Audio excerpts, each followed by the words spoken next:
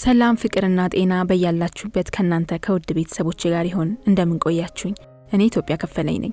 ይህ ደግሞ የኔና የናንተ የትረካ ቤት የሆነው ዮፒ ኢንተርቴይንመንት ነው። ዛሬ እንግዲህ በዮፒ ኢንተርቴይንመንት የትረካ ቤት አዲስ ትረካ ይዤላችሁ መጥቻለሁ። ከዚህ ቀደም እንግዲህ የባስሊቆስ እንባ ከሚለው መጽሐፍ ውስጥ የተውጣጡ ተወዳጅ ታሪኮችን ወደ እናንተ ማድረሴ ይታወቃል። ዛሬ ደግሞ ራሱን የባስሊቆስ እንባ የተሰኘውን ታሪክ ነው ይዤላችሁ የመጣሁት። በባስሊቆስ እንባ በጣም ብዙ ነገር እንደምታተርፉበት፣ እንደምትወዱት፣ እንደምትማሩበት እንዲሁም ደግሞ እንደምትዝናኑበት እርግጠኛ ነኝ። ትረካውን ከመጀመራችሁ በፊት ለቻናሉ አዲስ ከሆናችሁ ሰብስክራይብ በማድረግ ጀምሩ። ሰብስክራይብ ያደረጋችሁ ቤተሰቦች ደግሞ ላይክ ማድረግ እንዳትረሱ። እንዲሁም ሐሳብ አስተያየት ካላችሁ እንዲተረክላችሁ የምትፈልጉት መጽሐፍ ካለና ለማንኛውም አይነት ማበረታቻም የኮሜንት ሴክሽናችን ለእናንተ ክፍት ነው። ጻፉልን፣ ይደርሰናል። ሼር በማድረግም ደግሞ ለወዳጆቻችሁ ትረካን ጋብዟቸው። የዮፒ ኢንተርቴይንመንትን ቤተሰብ ብዙ አድርጓቸው የዛሬ መልእክቴ ነው። በተጨማሪ ደግሞ እንግዲህ በቅርቡ ምሳሌ ታሪኮች የተሰኘ ሌላ አዲስ ቻናል መክፈታችን ይታወቃል። ቻናሉን ለማግኘት እንግዲህ ምሳሌ ታሪኮች ብላችሁ ሰርች ማድረግ፣ አለዚያም ደግሞ የዮፒ ኢንተርቴይንመንት ሆም ውስጥ ገብታችሁ ትንሽ ወደ ላይ ከፍ ስታደርጉት ከታች አለ የምሳሌ ታሪኮች አድራሻ፣ በሱ ገብታችሁ ሰብስክራይብ ማድረግ ትችላላችሁ። በሶስተኛ ደረጃ ደግሞ እዚህ ትረካ ላይ ከታች ዲስክሪፕሽን ላይ ሊንኩን አስቀምጠንላችኋል። እየገባችሁ ሰብስክራይብ አድርጉ። በምሳሌ ታሪኮች እንግዲህ የተለያዩ ለህይወታችን ምሳሌ ይሆናሉ፣ አስተማሪ ናቸው ብለን ያመንባቸውን እውነተኛ ታሪኮች የምናቀርብበት ቻናል ነው። እንግዲህ እየገባችሁ ሞቅ ሞቅ አድርጉት። ቤተሰብነታችን ይስፋ ይብዛ የዛሬው መልእክቴ ነው። አብራችሁን ቆዩ። ፍቅር ይበልጣል ከክብር። ዮፒ ኢንተርቴይንመንት። የባስሊቆስ እንባ። ደራሲ ትዕግስት ታፈረ ሞላ። በዮፒ ኢንተርቴይንመንት ተዘጋጅቶ የቀረበ ሙሉ መጽሐፍ ትረካ።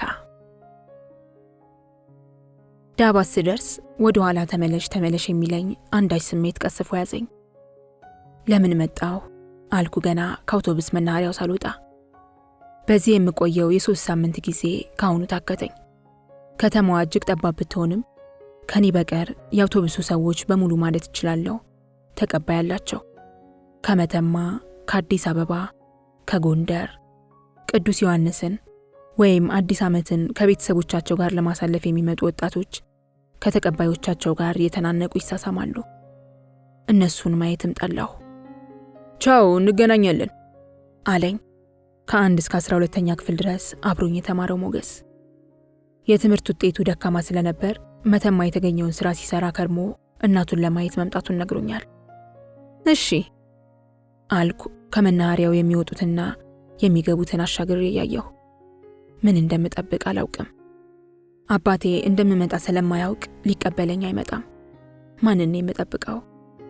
ወደ ቤቴ እንደመጣው ሳይሆን የማላውቀው ሀገር፣ የማላውቀው ቤት፣ የማላውቀው ማጀት የምገባ ይመስል ሆዴን ለምን ባርባር ይለኛል? ያደግኩበትን ቤት ለምን ጠላሁት? እረ እናት ዓለም ብርሃኔ! አንድ ሰው ጠራኝ። የማውቀው ድምፅ እትሁኔ። ፊቴ ላይ ያሳረፈችው ፈገግታ ሊጥለኝ ደረሰ። ሻንጤን ጣል አድርጌ ተጠመጠምኩባት።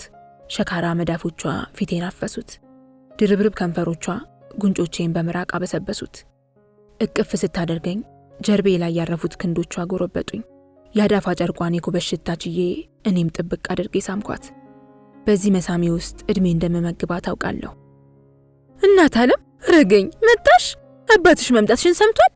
እርሰይ! አይ እናት ዓለም፣ አይ ያቺ እናትሽ አሁን ባየችሽ አለች ቱኔ። የእንጀራ እናቴን ማለቷ ነው። በነጠላዋ ጫፍ እንደ ከንፈሮቿ የወረዙትን አይኖቿን እያበሰች በ3 ዓመት ውስጥ እንዴት ተለወጠች! ፊቷ እንደ እሳት መጫሪያ ገል የተፈጥሮ መልኩን አጥቶ ከለብሷል። አንድ ልጇ እኔ የ6ኛ ክፍል ተማሪ ያለው በግፍ ተገድሏል። ማንን ልትቀበል መናኸሪያ ተገኘች? ማንን ልትቀበል መናኸሪያ ተገኘች እያልኩ ሳሰላስል ውይ አፈር በሆንኩ፣ እስኪ ቆይ አፍሽን ሻሪ አለችና ዞር ብላ በድንጋይ ጠረጴዛ የተቀመጠው ትልቅ ቆለምሸሽ ላይ ሽምብራና ገብስ ቆሎ ቆንጥራ ሰጠችኝ። ቆሎ መሸጥ ጀመራለች ማለት ነው። ችግሩ እየጠናባት መሄዱን አወቅኩ። ባሏ ብሔራዊ ውትድርና ሄዶ ልጇ ከመሞቱ ከ2 ዓመት በፊት መርዶ ሲደርሳት ከልጇ ጋር ጠላ መሸጥ ጀመሩ። ልጇ ምስጋናው ጨዋታ አያምረውም። አብሽሎ ደረቆቱ እንኩሮ ሁሉ የሱ ድካም ውጤት ነበር። መመረቅሽን ዋለ ሲነግረኝ አርጎ ደስ ያለኝ አባቴ ዋለ ይባላል። ድርብርብ ከንፈሮቿ እየተነባበሩ አፈጠጡብኝ። አዎ እትሁኔ ደህና ነሽ አይደል አልኳት።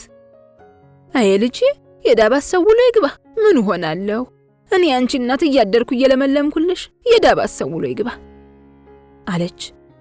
አይ እትሁኔ አልኩ የሰጠችኝን ቆሎ ጃኬቴ ውስጥ እየከተትኩ። እትየችት አረደጃኑን እውነቴን እኮ ነው ደመላሽ የዳባስ ሰው ውሎ ይግባ ምን ሆኜ አንድ ልጄን ባጣ ድፍን የዳባስ ሰው ልጅ ሆነኝ እትየችት አለችኝ። እትሁኔ እቴችስ በማለት ፈንታ እቴችት የምትለው ባለ 3 ከንፈር በመሆኗ ይሆን ብዬ አሰብኩ። በሂጂ ወደ ቤትሽ ትንሽ ልቆይና ገበያውን አይቼ መጣሁ ማታ እናወጋለን ሂጂ ልጅ ያለሚ በገረሩ እጆቿ ገፋ ገፋ አደረገችኝ። እሺ በቃ በጊዜ ነይ አልኩና ወደ መናኸሪያው በር ተንቀሳቀስኩ። መጭ ነኝ ኧረ እትየችት ትንሽ ገበያውን ሊያውና ከዋውኛው መጣሁ እትየችት። የትሁኔን መልስ ከኋላ እየሰማሁ ወደፊት፣ የትሁኔን ሕይወት ከኋላ እየጎተትኩ ወደፊት። ትዝ ይለኛል ቀኑ አርብ ቀን ነበር። የጠዋት ፈረቃ ተማሪ ነበርኩ። በነገራችን ላይ ትምህርት ቤት መሄድ አልወድም። ብዙ ጊዜ አልጋ ስር እየተደበቅኩ ቀራለሁ። በዚያ ዕለት ያለ ወትሮ 5 ሰዓት ላይ የመውጫ ሰዓት ተደወለ። ግር እያለን ደሞ ደስ እያለን ቤት ቤት የአይጢቱ ጎረቤት፣ ቤት ቤት የአይጢቱ ጎረቤት። ግን እንዴት እንዲህ አይነት ልምድ አመጣን? አይጥ እንዴት ጎረቤታችን ሆነች? እንደዛ እያልን እየተጫጫህን ከዳባት አንደኛ ደረጃ ትምህርት ቤት ግቢ ተግተልትለን ወጣን።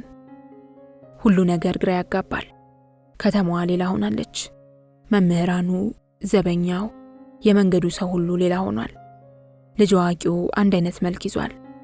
እንደ ጉሽ ጠላ የደፈረሰ ዓይን፣ የተቋጠረ ግንባር፣ በቁጣ የነደደ ፊት ወደ አንድ አቅጣጫ ይተማል።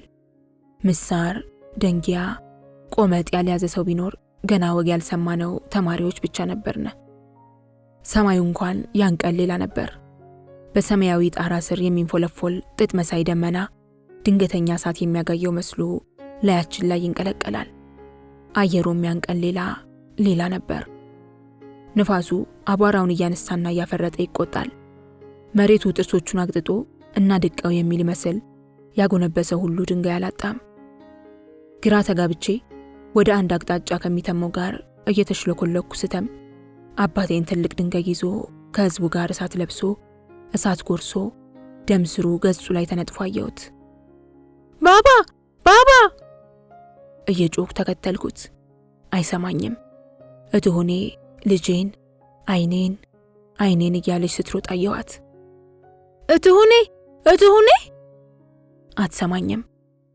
የህዝቡ ሁሉ ጆሮ አንድ ድምፅ ብቻ ይሰማ ነበር።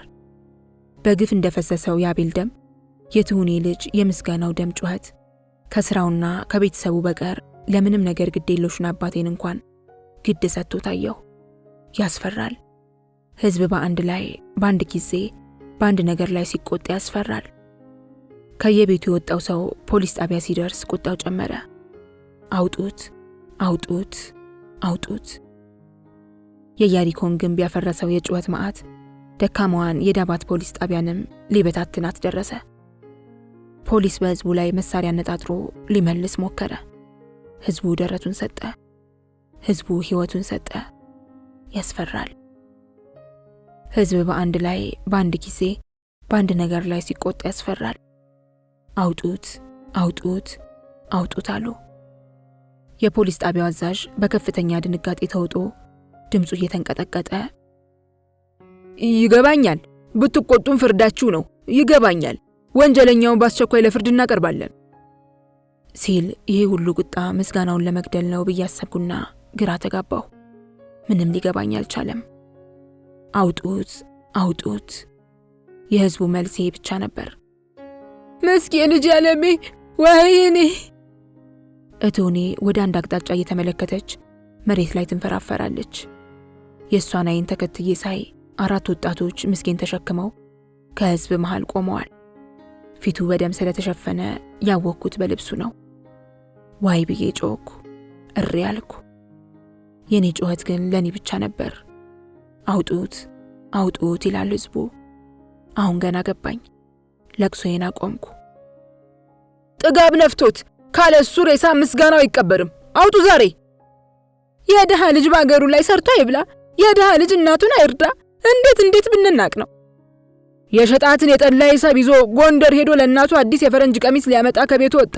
ከደባርቅ የመጣ አውቶቡስ ውስጥ ሊገባ ሲል ጥጋበኛው እንቅ አድርጎ ግፍትር ምን ነው ሲለው እንዴት ምን ነው አልከኝ ብሎ በሽጉጥ ድፍት ቃል ሳይተነፍስ እንዴት ምን ነው አልከኝ ብሎ ሽጉጥ። እንዴት ያለ ብሪት ነው! ጥጋብ ነው ጥጋብ! እንዴት ቢደፍረን በድሃ ልጅ የጥይት ጨዋታ። ዛሬ እሱን ደም ሳንጠጣ፣ ዛሬ ጥጋበኛውን ሳንደፋ። ፉከራ በፉከራ ሆኗል ሰው። ጆሮዬ ጠገበ። አውጡት አውጡት አውጡት። የያሪኮ ግንብ ተንቀጠቀጠ። ህዝቡ ወደፊት ገፋ። የፖሊስ አዛዡ ድምፅ እንደገና ተሰማ። የተከበራችሁ የዳባት ከተማ ህዝቦች፣ ቁጣችሁ ተገቢ እንደሆነ ይገባኛል ሲል ህዝቡ የፖሊስ አዛዡ የሚለውን ለመስማት እረጭ አለ። ምስጋናው የእናንተ ብቻ አይደለም። በትህትናው የሚታወቅ መልካም ስብዕና ያለው ወጣት እንደነበረ ሁላችንም እናውቃለን። በተፈጠረው ነገር መንግስት እጅግ አዝኗል። ጥፋተኛው የልጁን ደም ለወረዳዋ አንድ ትልቅ ልማት በመስራት ልካስ እያለ ስለሆነ ከዚህ በላይ ያዳመጠ የለም። አስፈሪው ጩኸት በብዙ ጥፍ አየለ። ድንጋዮች በፖሊስ ጣቢያው ጣሪያ ይዘንቡ ጀመር። አውጡት አውጡት አውጡት። የልጃችንን ደም ልንበላ አፈር ያስበላን። የልጃችን ደም በገንዘብ ተደፍረናል። ዳባት አሻፈረኝ አለች። ወደ ምስጋናው አስክሬን ተመለከትኩ። ደሙ በጓደኞቹ ጀርባ እየፈሰሰ አቅልሟቸዋል። ህዝቡ የተደቀነበትን የጠመንጃ ፈሙዝ ንቆ የፖሊስ ጣቢያውን ግንብ ሊደረምስ ነቀነቀው። የፖሊስ አዛዡ ድምፅ እንደገና በከፍተኛ ጭንቀት ተውጦ ተሰማ። የተከበራችሁ የዳባት ህዝቦች ሆይ ተረጋጉ። ተስማምተናል። በድምፅ ማጉያው በከፍተኛ ጭንቀት ተውጦ የፖሊስ አዛዡ ተናገረ። እንደ ንብ መንጋ ይተም የነበረው የህዝብ ድምፅ ምራቁን ዋጠ። የሁሉም አይን ፖሊስ ጣቢያው በር ላይ ተተክሏል። ያስፈራል። አይኖቼን አሽሉክሉኬ እትሆኔን አየኋት። ፊቷ ቀይ ከረን ቀለም የበዛበት የስዕል ደብተር መስሎ ለቅሷን አቁማ የልጇ አስክሬን ላይ አፍጥጣ እናቴ ደህና ናት ተወኝ አትልም ነበር ልጄ። ለእናቴ አንድ ነኝ አትለውም ነበር ልጄ። እናቴን ላስደስት ጎንደር ልሄድ ነው አትለውም ነበር ልጄ። እናቴ ምን ትሆናለች? አሻሮም ማን ይቆላዋል? አብሽሎን ማን ይጋግረዋል? አትግደል እባክህ አትለውም ነበር ልጄ። ተው በጥይት አትጫወት አትለውም ነበር የኔ ልጅ። እናቴ በአንድ ልጇ ስታመሰግንህ ትኑር ነሳኝ አትበል አትለውም ነበር አንጀቴ ትላለች። የፖሊስ ጣቢያው በር በጥቂቱ ተከፈተ። አውጡት! የያሪኮ ጩኸት ግንቡ እስኪፈርስ ድረስ ቀጥሏል። መካከለኛ ቁመት ያለው ወፍራም ባለጊዜ ታት ከድንጋጤ ብዛት ሙት የሆነ ፊቱን ይዞ እየተንቀጠቀጠ ወጣ። በለው! ሌላ ጩኸት። የሰውየው አይኖች ፈጠው ፊቱን አይን ብቻ አደረጉት። ጧ! የመጀመሪያዋ ጥይት መሃል ደረቱ ላይ አርፋ አንበረከከችው። በለው!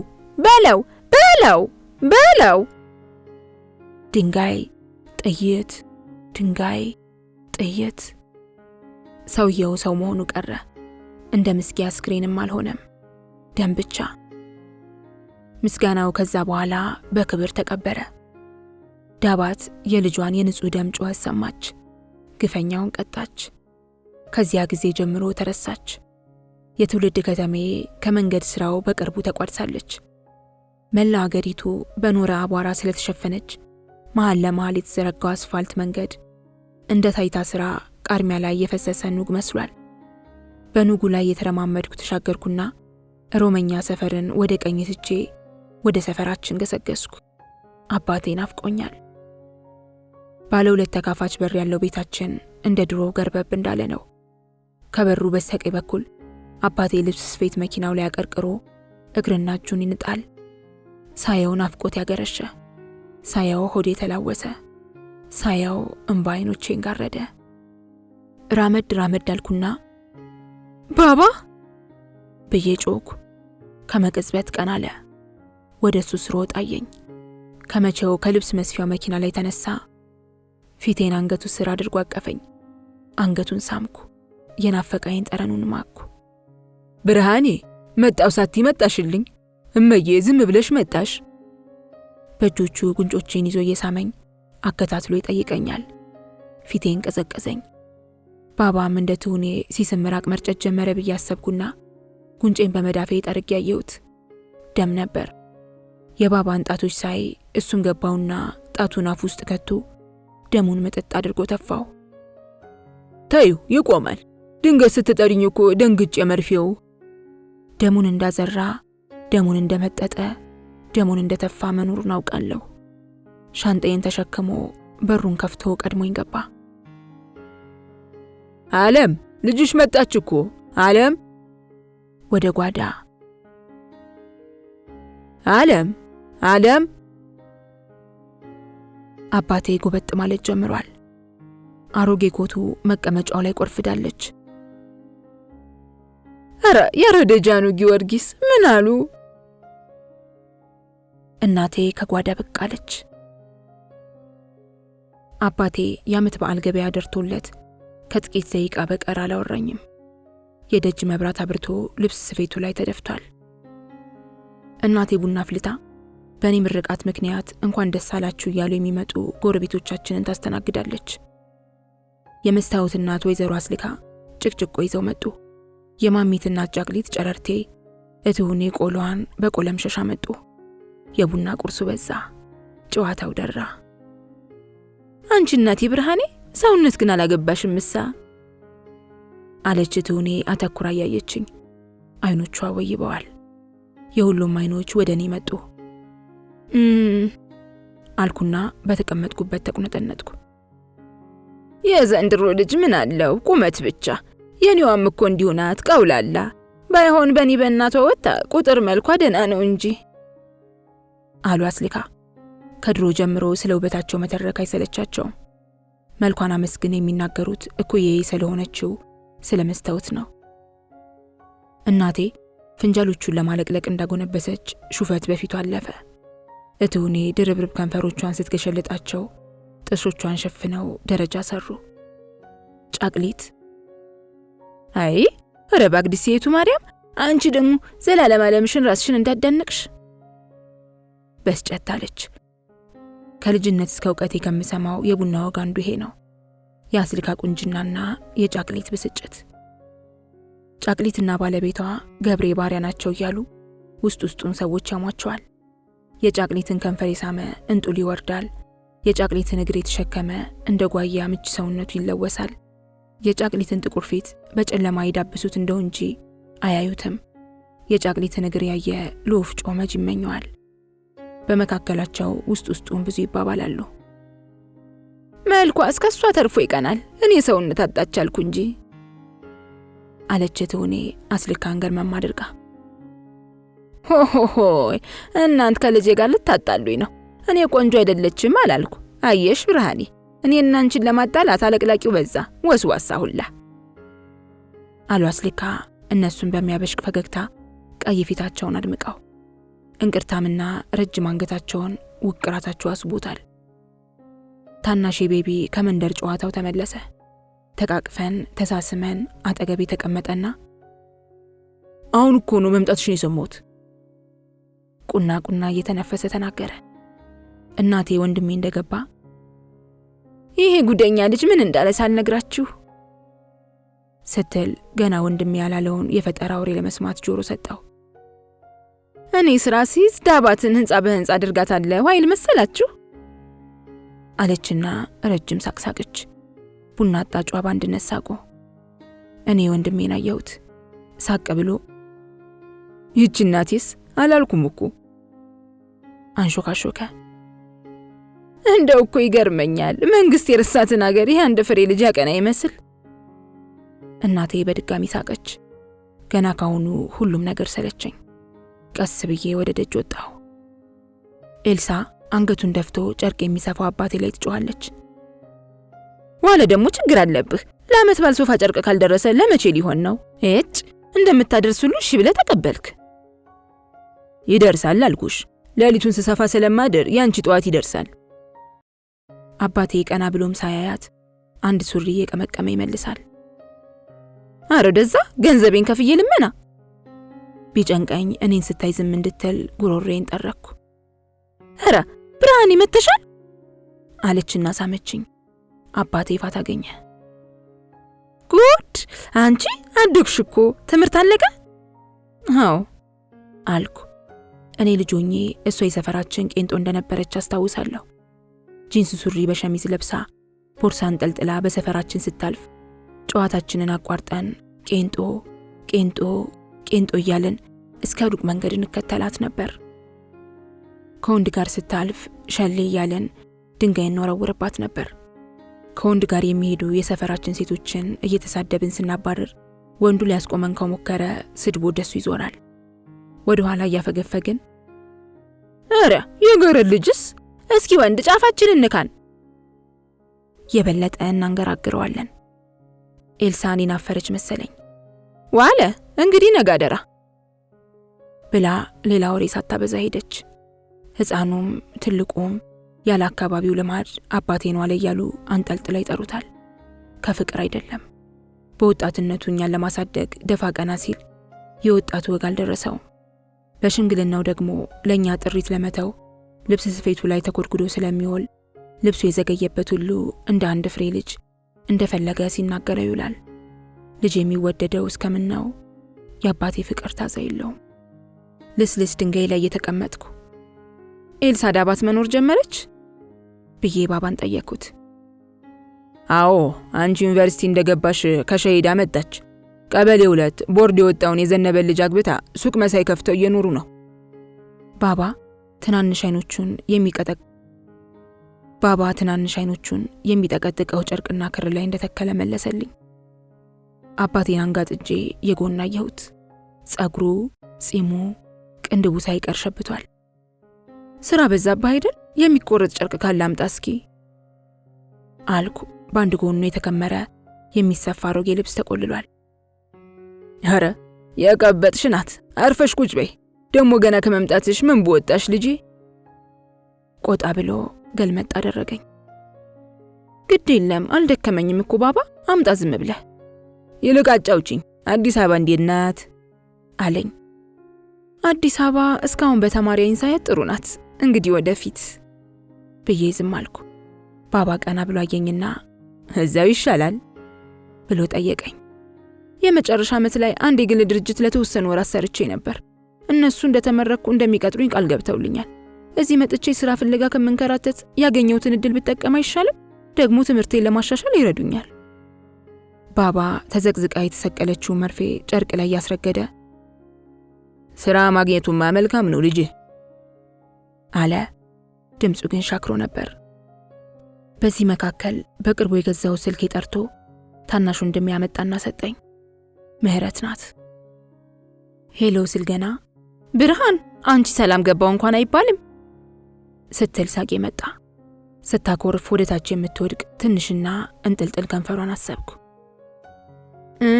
ልደውል ነበርኩ እማዬማ በጭንቀት ልትሞት አለችኝ። አውቃለሁ። እንኳን ሀገር አቋርጬ እዛ ሆኜ ዛሬ መጥቻ አድራለሁ ካልኩና ካመሸው ይቺ ልጅ አንድ ነገር ሆና እንዳይሆን ደውይላት ትላታለች ልጇን። ጥፋተኝነት ተሰማኝ። እማዬን ሳናገር ወቀሷን ሁሉ በይቅርታ ተቀበልኩና ከባባ ጋር በስልክ አስተዋወቅኳቸው። ባባ እድሜ ይስጥልኝ፣ በእውነት ልጅ ውጣላችሁ እያለ የዩኒቨርሲቲ ጓደኛዬን የምህረትን ቤተሰቦች ብዙ መረቃቸው።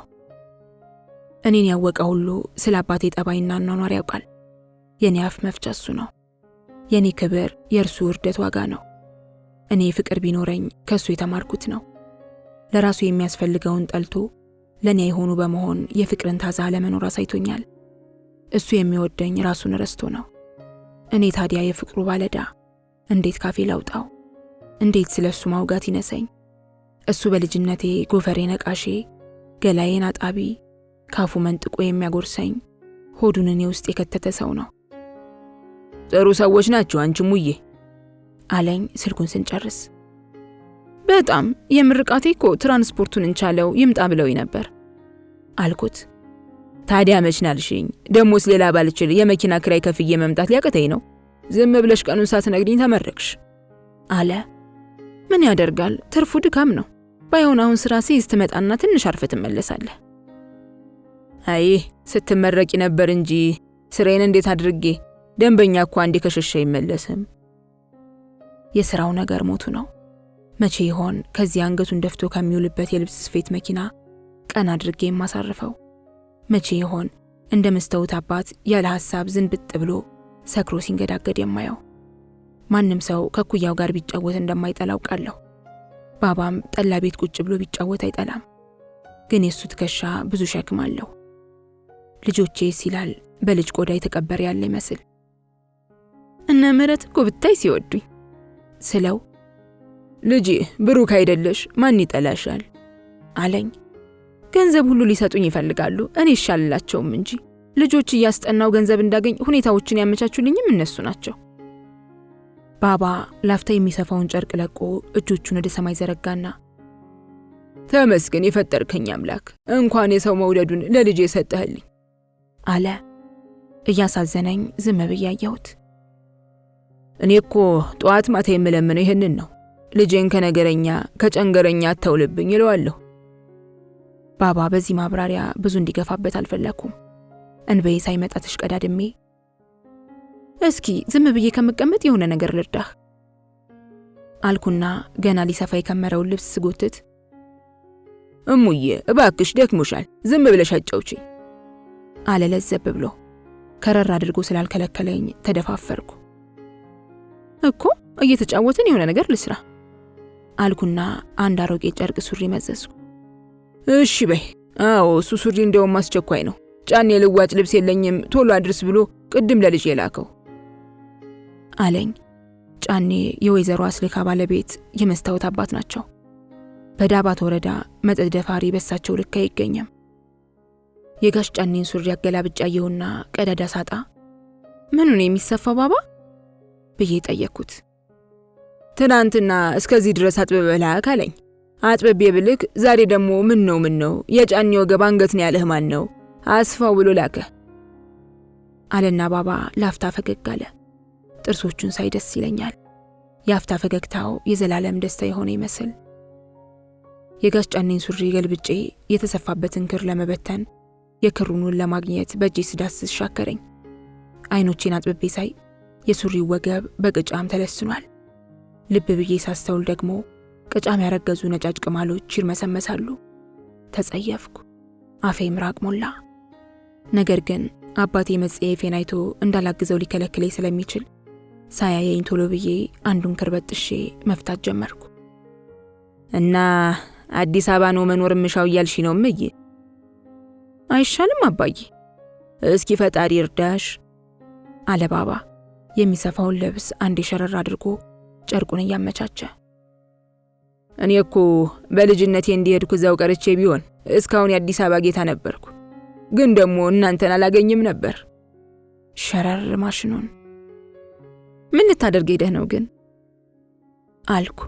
እንዲያወራኝ ነው እንጂ የአባቴን ታሪክ ከልጅነት እስከ እውቀቴ ደጋግሜ ስለሰማሁት በታሪኩ የነበርኩ ያህል ስለሱ እኔም መተረክ እችላለሁ። ልጅ እያለን እኮ ነው እኔ ያው እናት አባቴ በልጅነቴ ስለሞቱ ከዘመድ ዘመድ መንከራተቱ ሲመረኝ 3 ሆነን ጠፋንና ወደ አዲስ አበባ ጉዞ ጀመርን። በምን በመኪና? መልሱን እያወቅኩ ጠይቀዋለሁ።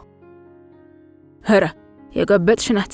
ያንዚህ ከጎንደር አዲስ አበባ 1 ብር 50 ሳንቲም ቢሆን ነው፣ ግን እሱስ ከየት ተገኝቶ በእግር ነው እንጂ። እሺ በእግር ከዳባት ተነስተን አምባ ጊዮርጊስን አልፈን ጎንደር፣ ከጎንደር ባህር ዳር፣ ጎጃምን ረግጠን በወር ከ2 ሰንበታችን አዲስ አበባ ገባን። በስማም አለመሞታችሁ!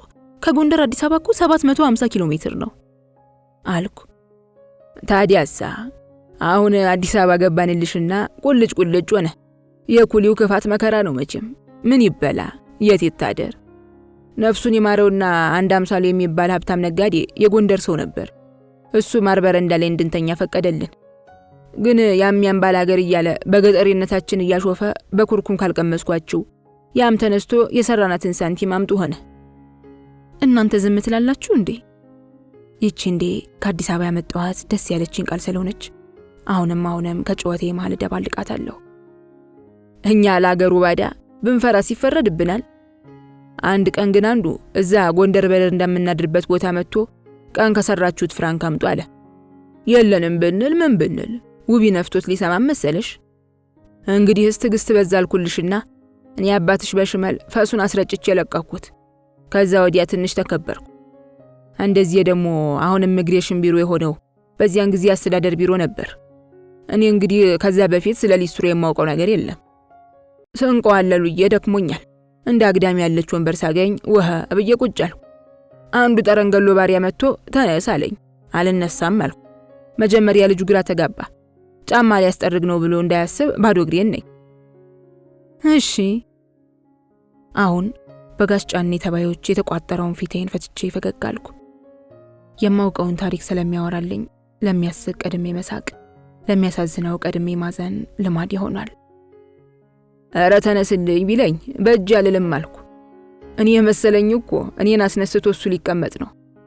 ተነስ አልነሳም ስንጨቃጨቅ አንዱ በጭቃ የተለወሰ ጫማውን አጎንብሶ እያየ ሊያስጠርግ ሲመጣ ልጁ ትዕግስት አጣና የሊስትሮ ዕቃውን አንስቶ አናቴን ሊበረቅስ አፍጥጦ ሲመጣ አንድ የተነስቼ ፈትለክ።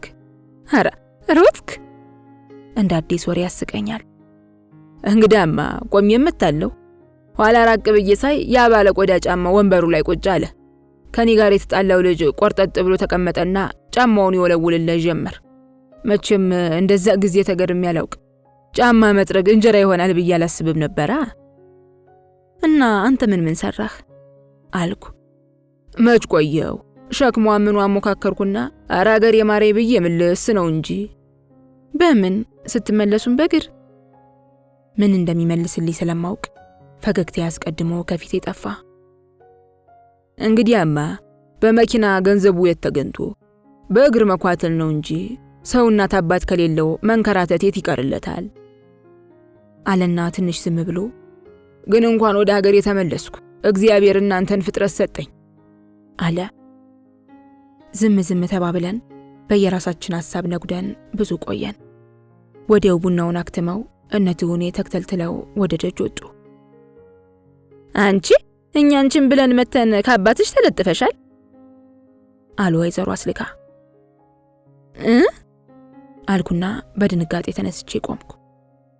ምን ታድርግ የአባቷ ነገር ሞቶ እኮ ነው አለች ትሁኔ።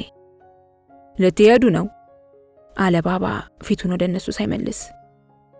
ቢራ ልታቀርብ እንደሆነ እንቆይ አሉ ጫቅሊት።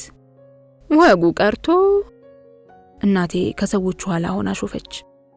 ባባ ለቀልዱም ለሹፈቱም ጆሮ ሳይሰጥ ማሽኑን ሸረር እያደረገ ልብሱን መስፋቱን ቀጥሏል። ማታ ከባባ ጋር አምሽቼ ስለተኛው የወደኩበትን ሳላውቅ ነቃ። አንቺ ብርሃኔ ተነሽ ከገረ መስቀል ለቅሶ ድረሽ። በጠዋት እናቴ ትከሼን ይዛ የወዘወዘች ቀሰቀሰችኝ። ገብረ መስቀል አብሮ አደጌ ነው። ከወራት በፊት እናቱ እንደሞተች ሰምቼ ነበር። ሲፈጥረኝ እንዲህ አይነት ወጋ አይሆንልኝም። ኧረ እናቴ ብቀርስ ብዙ ወር ሆኖ እንደገና ሐዘን መቀስቀስ አይሆንም አልኩ ማምለጫ ዘዴ ያገኘው መስሎኝ። ኧረ ባረደጃኑ ጊዮርጊስ ምን ነው አንቺ ኖሮ ወቂ እንጂ የጎረቤት ለቅሶ ተበይ። እናቴ ኮበርታውን ከላይ ላይ ገፈፈችው። እሺ መሄዱን እሄዳለሁ ግን አላለቅስም እያልኩ ስከራከር ወንድሜ ሰማና አላለቅስም ማለት ምን ማለት ነው? አንድ ሰፈር ያሳደገች ሴት ሞታ እንዴት አታለቅሽም? የሰማት ሰው ምን ይላል? ቆጣ ብሎ ሲናገር የግዴን ተነሳሁ። የገብረ መስቀልን እናት አልጠላትምም አልወዳትምም።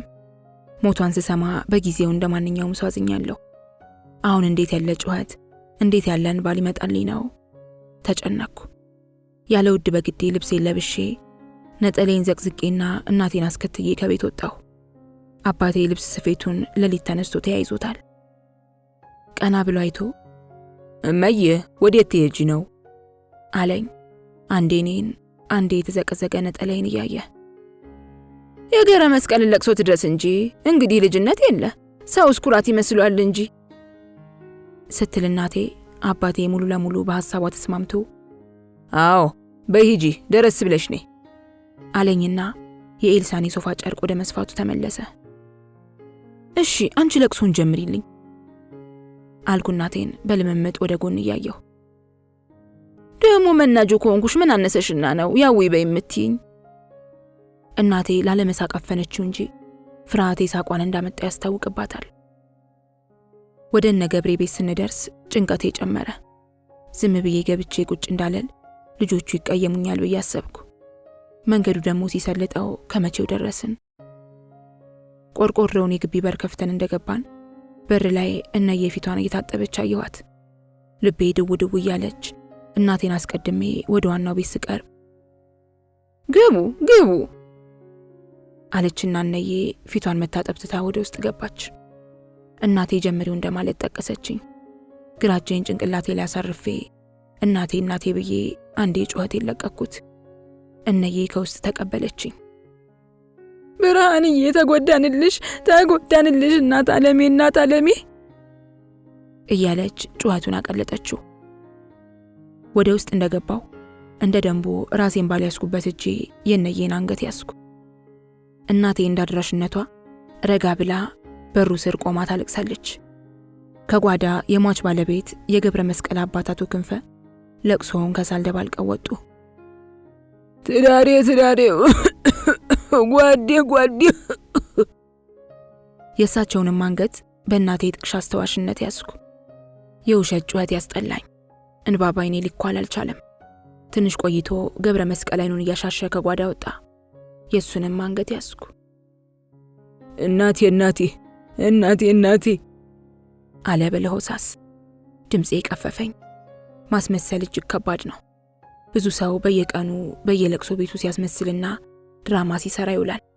የሚገርመው ግን ድራማ ሰሪዎቹ በለቀስተኞቹ መመስገናቸው ነው።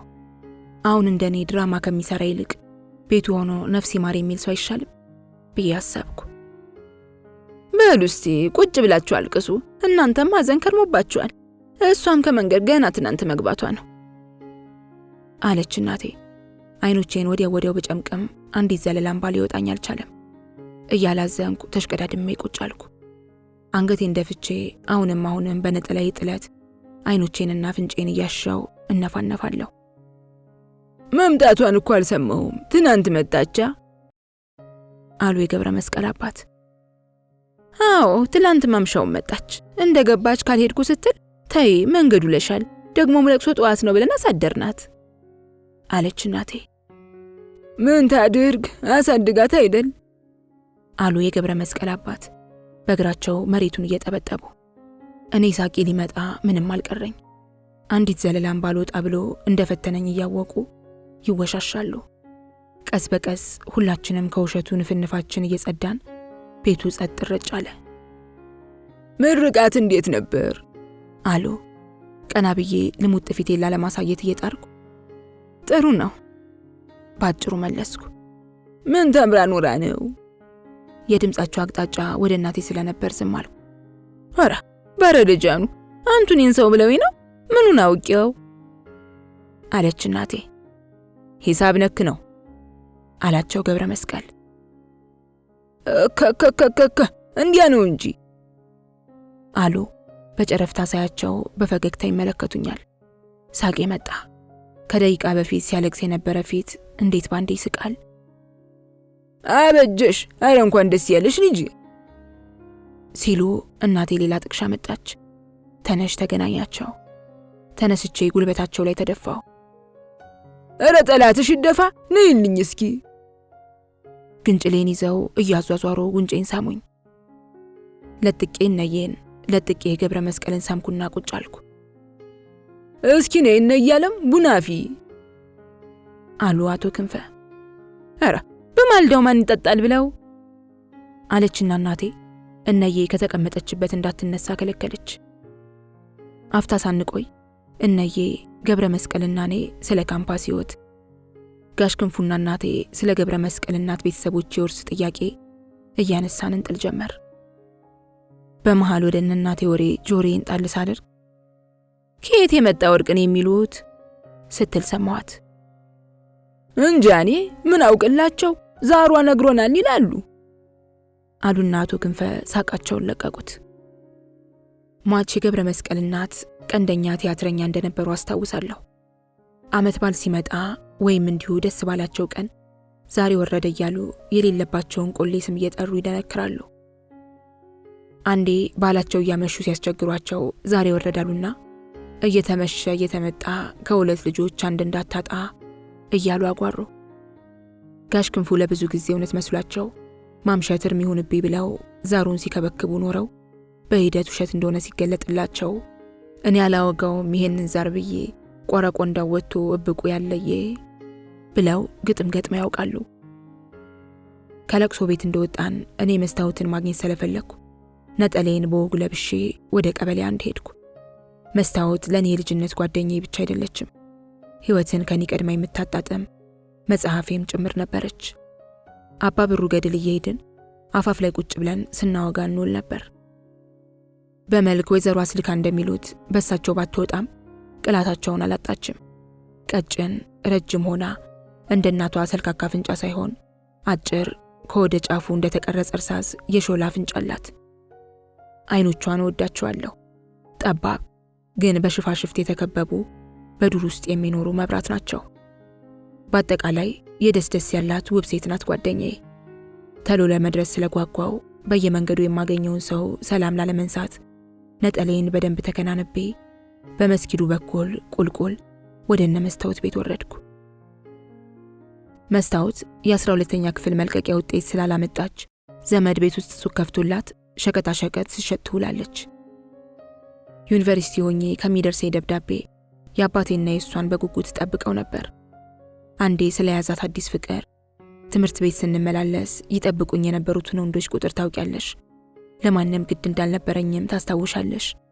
አሁን ግን ጉድ ሆኜልሻለሁ። ከደሴ የመጣ አንድ የመንግስት ሰራተኛ አፍቅሬልሻለሁ። ምኑን እንደወደድኩት ብታውቂ ትስቂያለሽ። ወደ ስራ ሲሄድ ሆነ ሲመለስ ሳይክል ይነዳል። በቃ ሳይክል ስለነዳ ብዙ ሴቶች ስለሚያዩት በቃ ደስ አለኝ። አሁን ጠዋትና ማታ በሱቄ መስኮት አሻግሬ ጎዳና ጎዳናውን ሳይውላለሁ። ስለ መስታወት ሳስብ ግን ከመጀመሪያ ፍቅሯ የመጀመሪያ የወር አበባዋ ያስቀኛል። ለምን እንደሆነ እንጃ። የእሷ የወር አበባ ከሁላችንም ቀድሞ 6ኛ ክፍል እንደገባን መጣ። አንድ ቀን ከትምህርት ቤት ተለቀን ኮረጆአችንን አንግተን ተዛዝለን ስንሄድ ከየት መጡ ያላልናቸው የ3ኛና የ4ኛ ክፍል ተማሪዎች ከኋላችን እየተከተሉ መስታወት ደምታ እያሉ ተከተሉን። ሁላችንም ደንግጠን ጓደኛችንን አስቀደምንና ከኋላዋ አየናት። መቀመጫዋን ይዞ ወደ ታች ልብሷ ደም ተለውሷል። ቀፈፈን። እሷ የኋላዋን ጨርቅ ወደ ጎን ጎትታ ስታይ ክው ብላ ደነገጠች። ልጆቹ መስታወት ደምታ እያሉ ይጮኻሉ። እኛም ባንዴ ጠላቶቿ ሆንን። አንቺ ይህ ምንድነው አላት። ደም የነካበትን ቦታ በእጇ ጨምድዳ ይዛ እኔ እንጃ አለችን። ሁላችንም የሆነ ነገር እያወቀች እንደደበቀችን ሁሉ ባንዴ አስጠላችን። ሂጅ ሸሌ የማናውቅብሽ መሰለሽ አልኩና እኔ መንገድ ሰብሬ ትቻት ሄድኩ። ሌሎቹም እየሰደቡት ተዋት ሄዱ። 3ኛ ክፍሎችና 4ኛ ክፍሎች መስታወት ደምታ በሚል ዜማቸው እያጀቧት እሷ እያለቀሰች ቤቷ ደረሰች።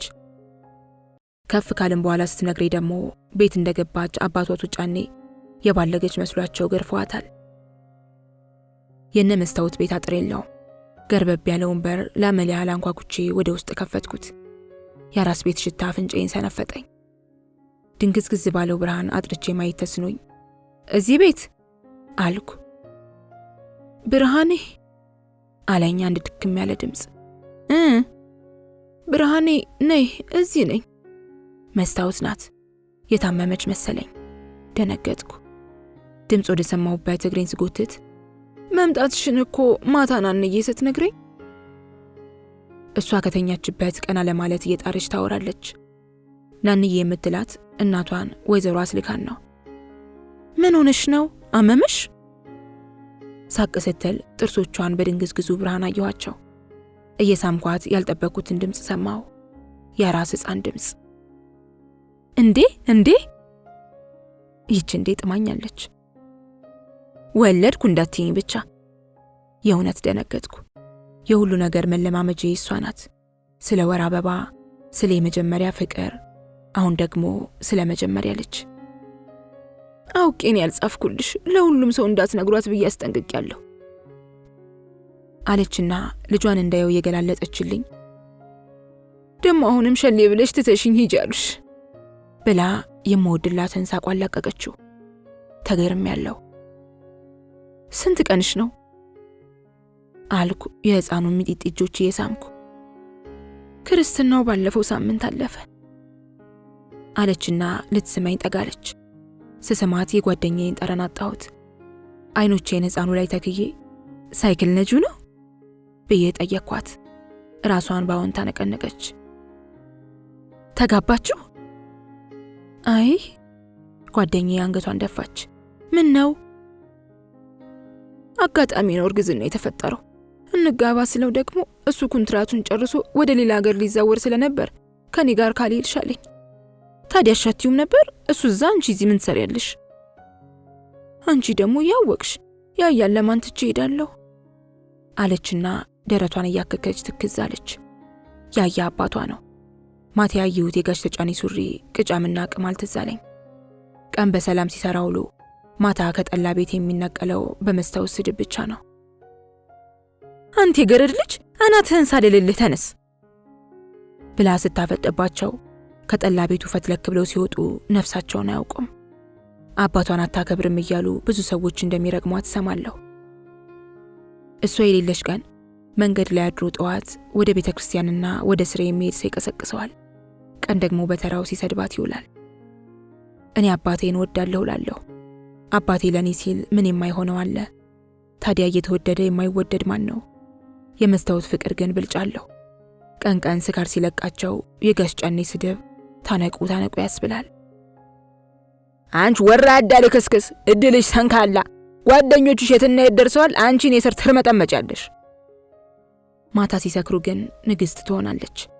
ኩታና ከዘራቸውን ይዛ ጠላ ቤት በር ላይ ስትቆም የጀመሩትን መጠጥ ባያጋምሱት እንኳን አያንገራግሩም። የኔ ልጅ እኮ እንደማንም አትምሰላችሁ፣ የኔ አባቷ ነገር ሞቷ ነው እያሉ መንገድ ለመንገድ ይለፈልፋሉ። እንዴ አንቺ ልጅ በህይወት ቀልዳለ እንዴ? ውሳኔዋ አናደደኝ። ደሞ ለእንደዚህ ያለ አባት አልኩ በውስጤ። አይ አንቺ እሱስ ማን አለው? ደግሞ እኮ መጠጥ ሱስ ሆነበት ነው እንጂ እንደሱ ቤተሰቡን የሚወድ ማን አለ ስትል ገረመኝ። እያስከፋት የምታሞግሰው አባቷ የሚሞገስ ነገር ኖሮ ሳይሆን መውለዱ ብቻውን ሚዛን መጥቶለት እንደሆነ እያሰብኩ ተገረምኩ። ከመስታወት ጋር ስጫወት ውዬ አመሻሽ ላይ ወደ ቤት ተመለስኩ። አባቴ አሁንም አንጀቱን አጥፎ ልብስ መስፊያ መኪናው ላይ አቀርቅሮ ሸረር ያደርጋል። ባባ ሄጅ የጠፋው አይደል ምንም ሳላግዝህ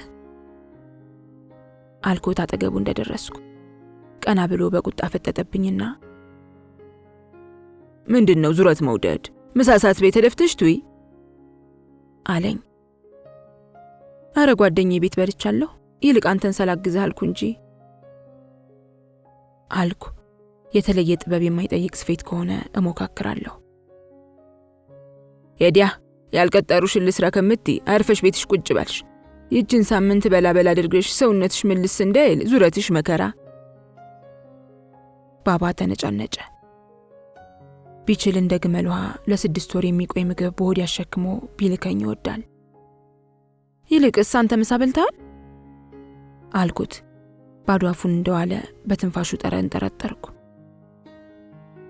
ሄዲያ ሽማግሌ በላ ከዚህ በኋላ ጥፍር ነው አሉ የሚሆነን። ማሽኑን ሸረር። አሁን ደግሞ የቁጣ ተራው የኔ ሆነ። ባባ አንተ ደግሞ ችግር አለብህ። ካልበላ በሽታ ላይ እንደምትወድቅ አታውቅም? አንተ ከሌለህ እኮ ሁሉ ነገር ይቀራል። አይ ደግሞ ጉንፋን ሊይዘኝ ነው መሰለኝ፣ ምግብ አላሰኘኝም አለ። በቃ ብርቱካን ልግዛልህና ስል እናቴ ከቤት ወጣችና ያን የምጠላውን ሽሙጧን ፊቷ ላይ ኩላ እሱ ገንዘብ ወጥቶት ብርቱካን ሊገዛ አለች። አባቴ እሷን ሽሙጥ ብዙም ልብ አይልም። እኔ ግን የምር ያበሽቀኛል። ብቻውን ለፍቶ ጥሪት ለመተው በቀን አንድ ማዕድ እየበላ በሚደክመው ሽማግሌ ለምን እንደምታሾፍ አይገባኝም። እሺ አንተ ስፋ፣ እኔ ምግብ ላምጣልህና ጎርሳለሁ አልኩና ወደ ጓዳ ገባሁ።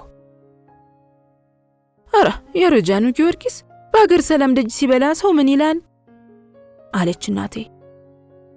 ተይ እመዬ፣ ይችን ጨርሼ እነሳለሁ። ሁለቱንም አልሰማቸውም። ቢያንስ እኔ እያለሁ አባቴ እንዲራብ አልፈቅድም። አንድ እንጀራ ጥፌ አተርክኮ ወጣውና ለዓመት ባሉ ከተዘለለው ጠላ እንዳይደፈርስ ቀስ አድርጌ ቀድቼ ደጅ ወጣሁ። አንቺ ልጅ እባክሽ ተይ፣ እየጨረስኩ ነው። ባባ ላፍታ ቀና ብሎ አይቶ ለመነኝ። እናቴ ማዶ ማዶ እያየች በሐሳብ ተውጣ ዝም ብላለች። ምን እንደምታስብ እንጃ። ብዙ ጊዜ አይኖቿ አንድ ቦታ ከተተከሉ በቀላሉ አይነቀሉም። ሊሰፋ የመጣ የመጋረጃ ጨርቅ አንስቼ ለፀሐይ መከላከያ የዘረጋው ላስቲክ ላይ አንጠለጠልኩና በመጠኑ ከጎዳናው ሰው እይታ ባባን ከለልኩት። እሱ ሰው ሲያጎርስ እንደሚያደርገው እንጀራውን ጠቅለል ከወጡ ጠቀም አድርጌ ያጎርሰው ጀመር። እንደሱ ይሻላል ካልተለመነ እሱ በጀይል አለችና እናቴ ከነሹፈት ፊቷ ወደ ጓዳ ገባች። ባባ የጎረሰውን እያላመጠም እጅና እግሩ ስራ አልፈታም። ማሽኑን ሸረር ያደርጋል። አሁንም እጅን እየዘረጋው ሳጣድፈው ተይ እመዬ ባክሽ ልስፋበት፣ ሰው ጨርቅ ላይ ታንጠባጥቢያለሽ አለኝ። ከእንግዲህማ እንዲያህን ራት ሊሆንህ ነው እንጂ። ቶሎ እምቢታውን እየተሽቀዳደምኩ አጎረስኩት። በይ በቃኝ፣ ሆዴን ነረትሽው እኮ ተባረኪ፣ አበባሽን ያሳየኝ ሲለኝ መስታወት ትዝ አለችኝና ባባ መስቲ መውለዷን ለምን አልነገርከኝም አልኩት። ምን ዜና አለው? የዛሬ ጊዜ ወጣት ሁሉ ዝም ብሎ እየወለደ አለኝና ጉሽ ጠላውን ጨልጦ ወደ ስፌቱ አዘነበለ። የበላበትን ባቲ ይዤ ወደ ጓዳ ገባሁ። ታናሼ ቤቢ የህንድ ፊልም ላይ አፍጥጧል። የፊልም አክተሮቹን ስም አቆላምጦ እየጠራ ያስቀኛል። ልክ እንደ ቅርብ ወዳጅ ሻሩኬ፣ ራኒዬ፣ ሳልማኔ ይላል። እናታችን ለነገ እንቁጣጣሽ በዓል ጓዳ ውስጥ ብቻዋን ጉድ ጉድ ትላለች። ምን ላገዝሽ አልኩ። እሷ ደፍራ እንደማታዘኝ ያውቃለሁ። ሰው እንዴት ልጁን ይፈራል? አታዘኝም፣ አትቆጣኝም፣ አትገርፈኝም። ከስስት ነው እንዳይባል ስለ ጥፋቴ ለሰው ስትናገር ምሬቷ ያስፈራል። ኧረ ጉድ! ባለጌ አሳዳጊ ያበላሸውን እንግዲህ ማን ያቀነዋል? ተቃጣይ ቢለኝ ነው እንጂ ትላለች። ለረጅም ጊዜ የኛ ቤት እንቆቅልሽ አልፈታ ብሎኝ እቸገር ነበር። እናቴ ሁል ጊዜ ባለጌ አሳዳጊ እያለች የምትወቅሳትን ሴትና ራሷን እናቴን ባባ እንዴት እንዳገባና ባለ ሁለት እናት እንዴት እንደሆንኩ ሳስብ ይገርመኛል። እናቴን ካገባ ለምን እንጀራ እናቴን አገባ? ቀድሞ እንጀራ እናቴን ካገባ ደግሞ ባባ ለምን እናቴን አገባ? የዚህ እንቆቅልሽ ፍቺ ባላሰብኩት ጊዜ ተፈታ። አንድ ቀን እንደተለመደው ቤተሰቡን አዘናግቼ ከትምህርት ቤት ቀረውና አልጋ ስር ገብቼ ተኛሁ። እናቴ ላስልካ ስታወራ የእንቆቅልሹን ፍቺ ያገኘሁ። ባባ ልብስ መስፊያ መኪናው ተበላሽቶ ቅያሪ ቃል ሊገዛ ጎንደር ሄዶ ነበር።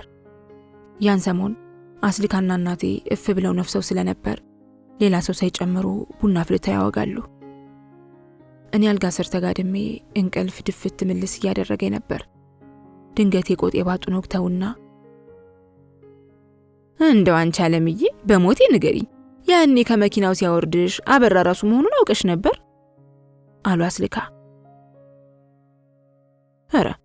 ኧረ ከፊቱ የነጥለኝ እንዴ ብዬ፣ አንደኛ ከተለያየን ስንትና ስንት ጊዜ ሆነን፣ ሁለተኛ ምንም ልጅነት ቢጨመርበት እኔ አበራን ሳውቀው መልከቀና ነው። ይሄ ጎፈሬውን ነቅሶ አውሬ የመሰለ ደሞ አንዳይና ሰው በምን ገምቻ አበራ ነው ላለው ስትል ሰማሁ። አበራ ማን ነው? ጆሮቼ ይበልጥ ቆሙ። አቤት እኛማ የእውነት ሽፍታ የወሰደሽ መስሎን እኮ።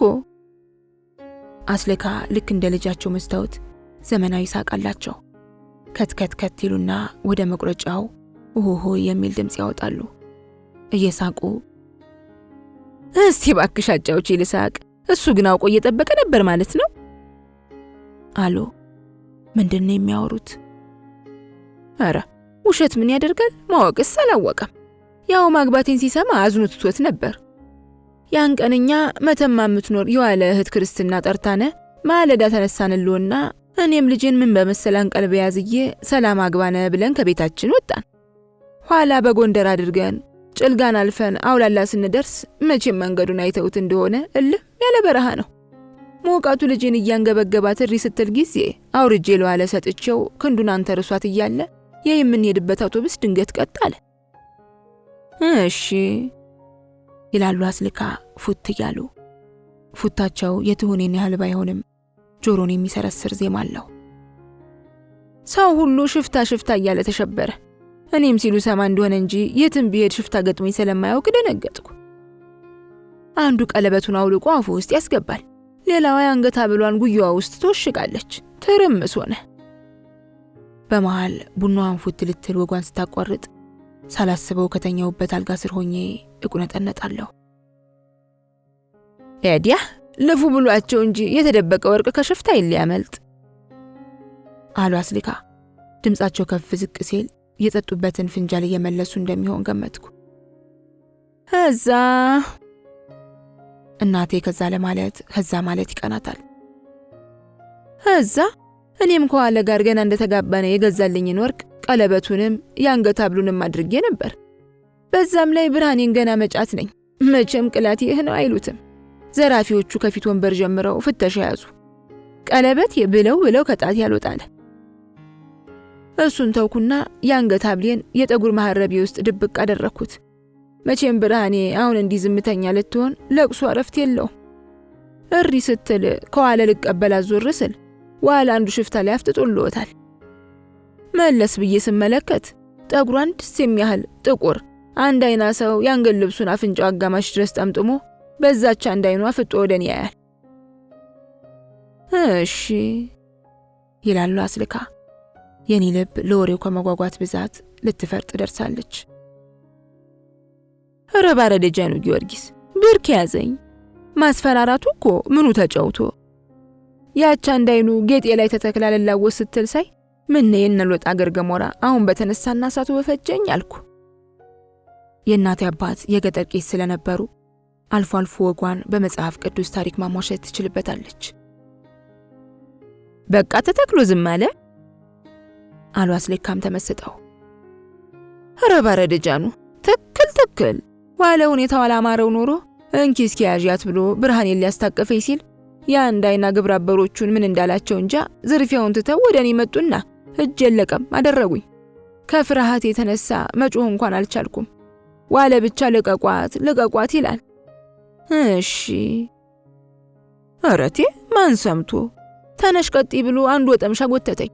ሚስቴ እኮ ናት፣ የ80 ሚስቴ ልጇን ትተይት ነው የምትወስዷት እያለ ልጁን እንዳቀፉ ዋለ ይሟገታል።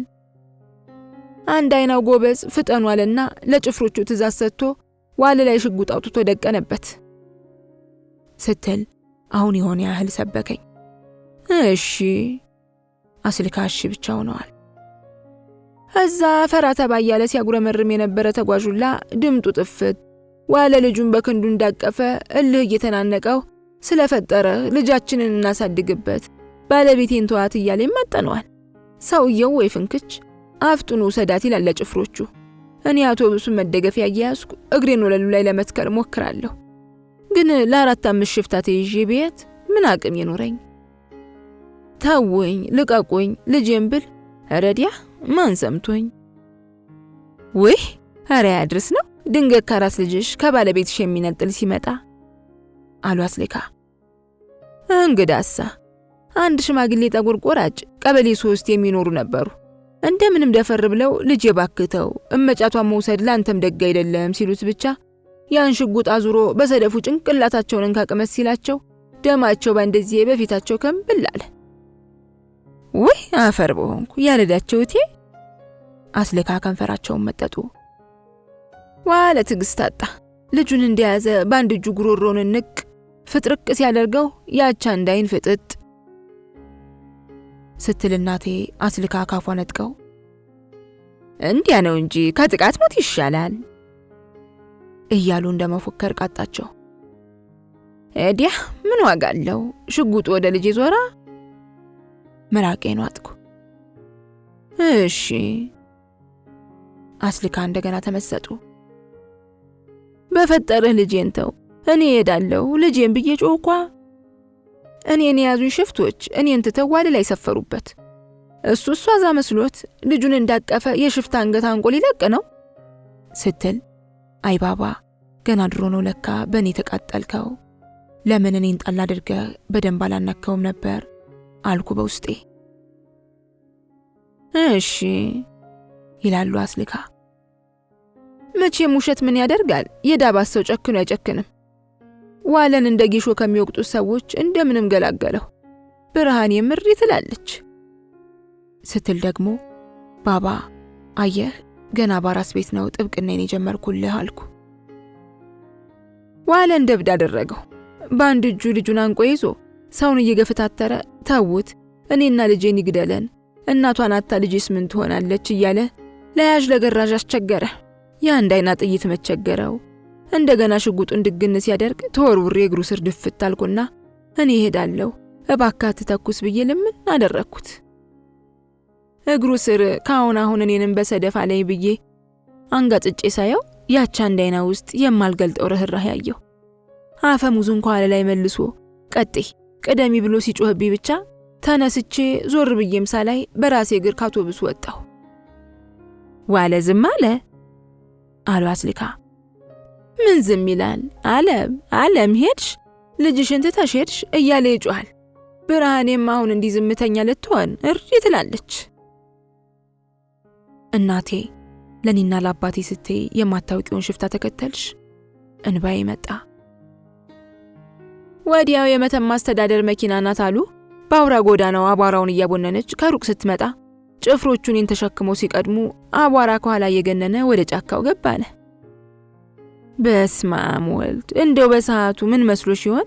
አያድርስ ነው አሉ አስልካ። አያድርስ ብቻ ወኔን መቻውቄ ሊያርደኝ ይሆናል እንጂ እያልኩ እያሰብኩ መቼም ሰውነቴ ገረፍታ እንዳነጎደው ሰው ይዘፈዘፋል። እነሱ መንገዱን ስለሚያውቁ እንደተሸከሙኝ እየተሽለኮለኩ ወደፊት ይከንፋሉ። እዛ ጭው ያለ በረሃ ሀገር መሃል ይሄ ጫካ እንዴት እንደተገኘ አሁን ድረስ ይገርመኛል። አሃ ከእናቴ ጋር እንዲህ ነበር የተለያየን ማለት ነው ብዬ ተንጋልዬ በተኛውበት አልጋ ስራ አሰብኩ። አይ ያን ጊዜ የዋለም ምሽት ሽፍታ ቀማው ሲባል ያላዘነለት ያልተናደደ የለም። ልጁን ታቅፎ ቅስሙ ስብር ብሎ ሲመጣ አገር ጉድ አለ። ጉድ አያድርስ ነው አሉ ወይዘሮ አስልካ። እናቴ ምን እያሰበች እንደሆነ እንጃ። ፌርሜሎን ከካርቶን ላይ በተቀደደ መሽረፈት እያሽረፈረፈች ዝም ስትል አስልካ ጥያቄ አቀረቡ። እንደው ዓለምዬ በሞቴ ንገሪኝ፣ እዛ ጫካ ውስጥ ወስዶ ሲጥልሽ ምን አልሽ? ወጉ እንዲቋረጥ አልፈለጉም። እኔም እንደሳቸው ቀጥሎ የሆነውን ማወቅ ፈልግ ነበር። አይ እዛ በኋላማ ምኑ ተጫውቶ? እናቴ ወዲያው ነቃ ብላ ቀጠለች። አንድ ዋሻ ውስጥ ይዘውኝ ገቡ ስትል አስልካ እሺ ማለታቸውን ቀጠሉ። የዋሻው ውስጥ ማማር እንዲህ አይምሰልዎት፣ መኖሪያቸው ነው። እንግዲያሳ የጭፍሮቹ ሌላ ነው። እኔን ያገቡኝ ያበራ ዋሻ ውስጥ ነው። አንዲት መልከ መልካም የገጠር ሴት ቁጭ ብላ ስጋ ትቀቅላለች። የበቆዳ አጠገቧ እያየሁም የሰው ስጋ የምትቀቅል መስሎ ተሰማኝ። ፈርቻለሁ። አንድ አፍታ መልከት አድርጋኝ ስራዋን ማለት ቀጠለች። እሺ ጭፍሮቹ ላበላብ ሆነው ከስፎንጅ ፍርናሹ ላይ ዘግ ሲያደርጉኝ ብቻ ሽምክክ ብዬ ሰውነቴን ሸክፌ ቁጭ አልኩ። እሺ እዛ ካሁን ዘለዘሉኝ፣ ካሁን ደፈሩኝ እያልኩ ስጠብቅ ጭፍሮቹ ምንን እዛው ጥለው ላበራጅ ነስተው ልክ አሉ። እሺ እዛ በቃ በልጅነቴ እንደሰማሁት የጭራቅ ተረት ቀቅለው ሊበሉኝ ነው እያልኩ ስጨነቅሎ እንደውም ክብካቤ በዛብኝ። ከበጉ ቅቅል ደናደናውን እየመረጠ አበራ አስቀረበልኝ። ግን ፍርሃቱ ልጄን ነው አለን ማሰቡም አድቆይ ስለነበር ወዳፊ ያልኩት ነገር ሁሉ ህመም ፈጠረብኝ። መቼም እንዳይመሽ የለም መሸ። እሺ አሁን ጉድ ሊፈላ ነው አሉ አስልካ ከስጋት ይልቅ ሳቅ እየተጠናወታቸው። እኔም እንዲያ ብዬ ነበር፣ የሆነው ግን ሌላ ነው። ለኔ ሌላ ፍርናሽ ተነጠፈልኝና ያቺ ቀኑን ሙሉ ግብር ለማብላት ሽር ጉድ ስትል የነበረች ሴትና በራ አብረው ተኙ። ኧረ ባድጊሴቱ አንቺን እንደ ቁራጭ አቁማዳ ሆድሽ ሞልቶ ተወሽ። አስለካ ከመደሰት ይልቅ ቆጣ ማለታቸው ግራ አጋባኝ። ኧረ እኔ አስለካ ቀደም ባልወሰደኝ እንጂ እኔ ቁጭ ብዬ ከሌላ ሴት ተረገረጉ። አልጋ ስር ሆኜ ሳቄ መጣ። ለምን አልተደፈርኩም ብሎ ቁጣ ምን ይባላል? እናቴም ባስልካ ፉከራ ሳቀችና መጀመሪያ ቀንስ እኔ ምንም አልመሰለኝም ነበር፣ ግን ለዚህ ግብር ካላመጣኝ ሌላ ምን ሊያደርገኝ ነው ብዬ ተጨነኩ። እሺ አበራ መሆኑን ግን አላወቅሽማ አሉ አስልካ። ኧረ እንዴት ብዬቴ? ኋላ ግን አተኝሎትና ወግ ጀመሩ። ከዛ በፊት ባለው ሰዓት ብዙ ስላላወራ ድምጡን በደንብ አልሰማሁም ነበር። አሁን ድምጡ ድንግጥ አረገኝ። መቼም ወጉ። እሺ ምን እያለ ያወጋል? ልነግሮት አይደለ? ኩራዙ ስላልጠፋ በተሰጠኝ ጋቢ አጮልቄ ወደ እነሱ ፍርናሽ እያየው ሰማለሁ። ከሰውነቱ እሷን ለጥፎ ይዞ ያወጋል። ትላንት አቆምኩበት ታሪኩን ልቀጥልልሽ ሲላት እሷ ብቻ ትላለች። ለካ መስማትን ትሰማለች እንጂ አንደበተ ቁልፍ ኑሯ ነው። ወይ ጉድ! እሺ የመጨረሻዋ ምሽት መሆኗን ሁለታችንም ስለምናውቅ ተጨነቅነ። ፍቅር መቼም ሰው አይመርጥም፣ ያንበረከካል። ነገሩማ ፈጣሪ ወዶ ነው። ከሰው ልጅ ፍቅር ይዞት አይደለ ወደ ምድር ይወረደ። እናቴ የበረካውን ላስልካ ስትሰጥ ላፍታ ወጓን አቋረጠች። እንደው አስልኬ በዚህ ጊዜ ልቤ ክፉኛ መጠርጠር ጀመረ አለችና የራሷን ፍንጃል ፉት እያለች ቀጠለች። ሁለታችንም የገጠር ልጆች ነን ብዬሻለሁ። ሽመላኩ የምትባል ከዳባት ብዙ ማትሪግ የገጠር መንደርን ያደግነ እና በመጨረሻ ቀን ማታ እነሱ የገብስ ማሳ ውስጥ ተኛነ። መቼም የሷን እንባ ምኑን ብዬሽ፣ የኔ እንኳን ይሁንዱ እንዲህ አይምሰልሽ። ተላቀስነና ማተቧን ይዤ ዓለሜ እግዚአብሔር ፈቅዶ በሽማግሌ ከታረግነ ለአገሬ መሬት በቃ ይሆናል። ያም ታልሆነ እኔ ያለሁበትን አሳውቅሽና መተሽ አብረን እንኖራለን አልኳት ሲል እሱ እኔ በተኛሁበት ውሃ ሆንኩ። ልንለያይ ያልንለት ማታ ያወጋነውን ነው ለዛች ዲዳ የሚያወጋት። እዛ በኋላ በደንብ ሳስበው ከመጎሳቆሉና አንድ አይኑ ከመጥፋቷ በቀር ዛላ ቁመናው ያበራ እንደሆነ ተገለጠልኝ። ኧረ ባድጊሴቱ ማርያም እሺ አሉ አስልካ ያላመቡና እንትፍንትፍ እያሉ። ከዛማ ምኑም ብዮት ብጫ ወባ እንደያዘው ሰው ተንቀጠቀጥኳ። እሱ ምንም ሳይመስለው ያችን ዲዳ እያሻሽ ወጉን ቀጠለ። እሷ ግን እኔ አገር በለቀኩ በ3 ወሩ ተሞሸረች አላት ስትል እናቴ አስልካ ጣልቃ ገብተው ነፊ ዛሬ ለአንድ ለወንድሙ ነፍስ 3 ወንድ የገደለ ደመላሽ ይቅር ባይ አግኝቶ ወደ አገሩ ይመለሳል ብላ ዓለም ትጎለታለች መስሎታል አሉ። ኧረ እኔስ ስጠብቀው ነበረ፣ ግን አባቴ እኔ ምልሽን ታላገባሽ ልጅነትሽን እክዳለሁ አለና ያንዚህ ዋለ ከጎንጎ ዘምቶ መመለሱ ነበር ለሱ ዳረኝ። ኧረ ባድጊሴቱ ታዲያችን ዲዳ ያልሻትን አቅፎ የሚተኛ ከሆነ ይህን ፍሬሽን እንዴት አገኘሽው? ስለ ታናሽ ወንድሜ እንደሚያወራው ያለው ልነግሮት አይደል? መቼም ሽፍታ ጦሙን ያድር። የጠቦት በቀን በቀን ይታረዳል፣ የሰባውም ይመጣል። ያይቀቀልና ይበላል፣ መረቁ እንደናቱ ይጠጣል። የሰውነት ተለጠጠና ተወለወለ። ማታ ማታ ደግሞ እሱ ከዛች ዲዳ ጋር ሲተሻሽ መቼም እንግዲህ ተፈጥሮ አይደለ አለችና እናቴ ሳቋን ለቀቀችው። አስልካ ኧረ ባድጊሴቱ ፈተና ገብተሻል እንጂ እያበላ እያጠጣ ሰውነትሽን እያነጠነጠ ደግሞ ህዛው የሚሰራውን እያሳየሽ ጉድ ነው። ቅጣት ይሉሻል ይሄ ነው። እሺ ከዛስ? ኧረ እኔ አስልካ አንድ ቀን ጉብ ነበር ምልበት። ሁለቱም እንደገና ተንከተከቱ። በቃ እሱ መሆኑን ካሳወቀ በኋላ እኮ ፊት አልሰጠኝም። አልበላም አልጠጣም ባልኩ ቀን ብቻ በቁጣ ያፈጥብኛል እንጂ ዞር ብሎ ማያይ። ጉድ ምኑ ሸረኛ ነው ባክሽ። እንግዲህ አሳ ኋላ እኮ ያቺ ዲዳም ወደ ቀይዋ ጭፍሮቹ ከመለሷት በኋላ ስትል እናቴ አስልካ አቋረጧትና እሷን ግን ከየት አገኛት አሉ።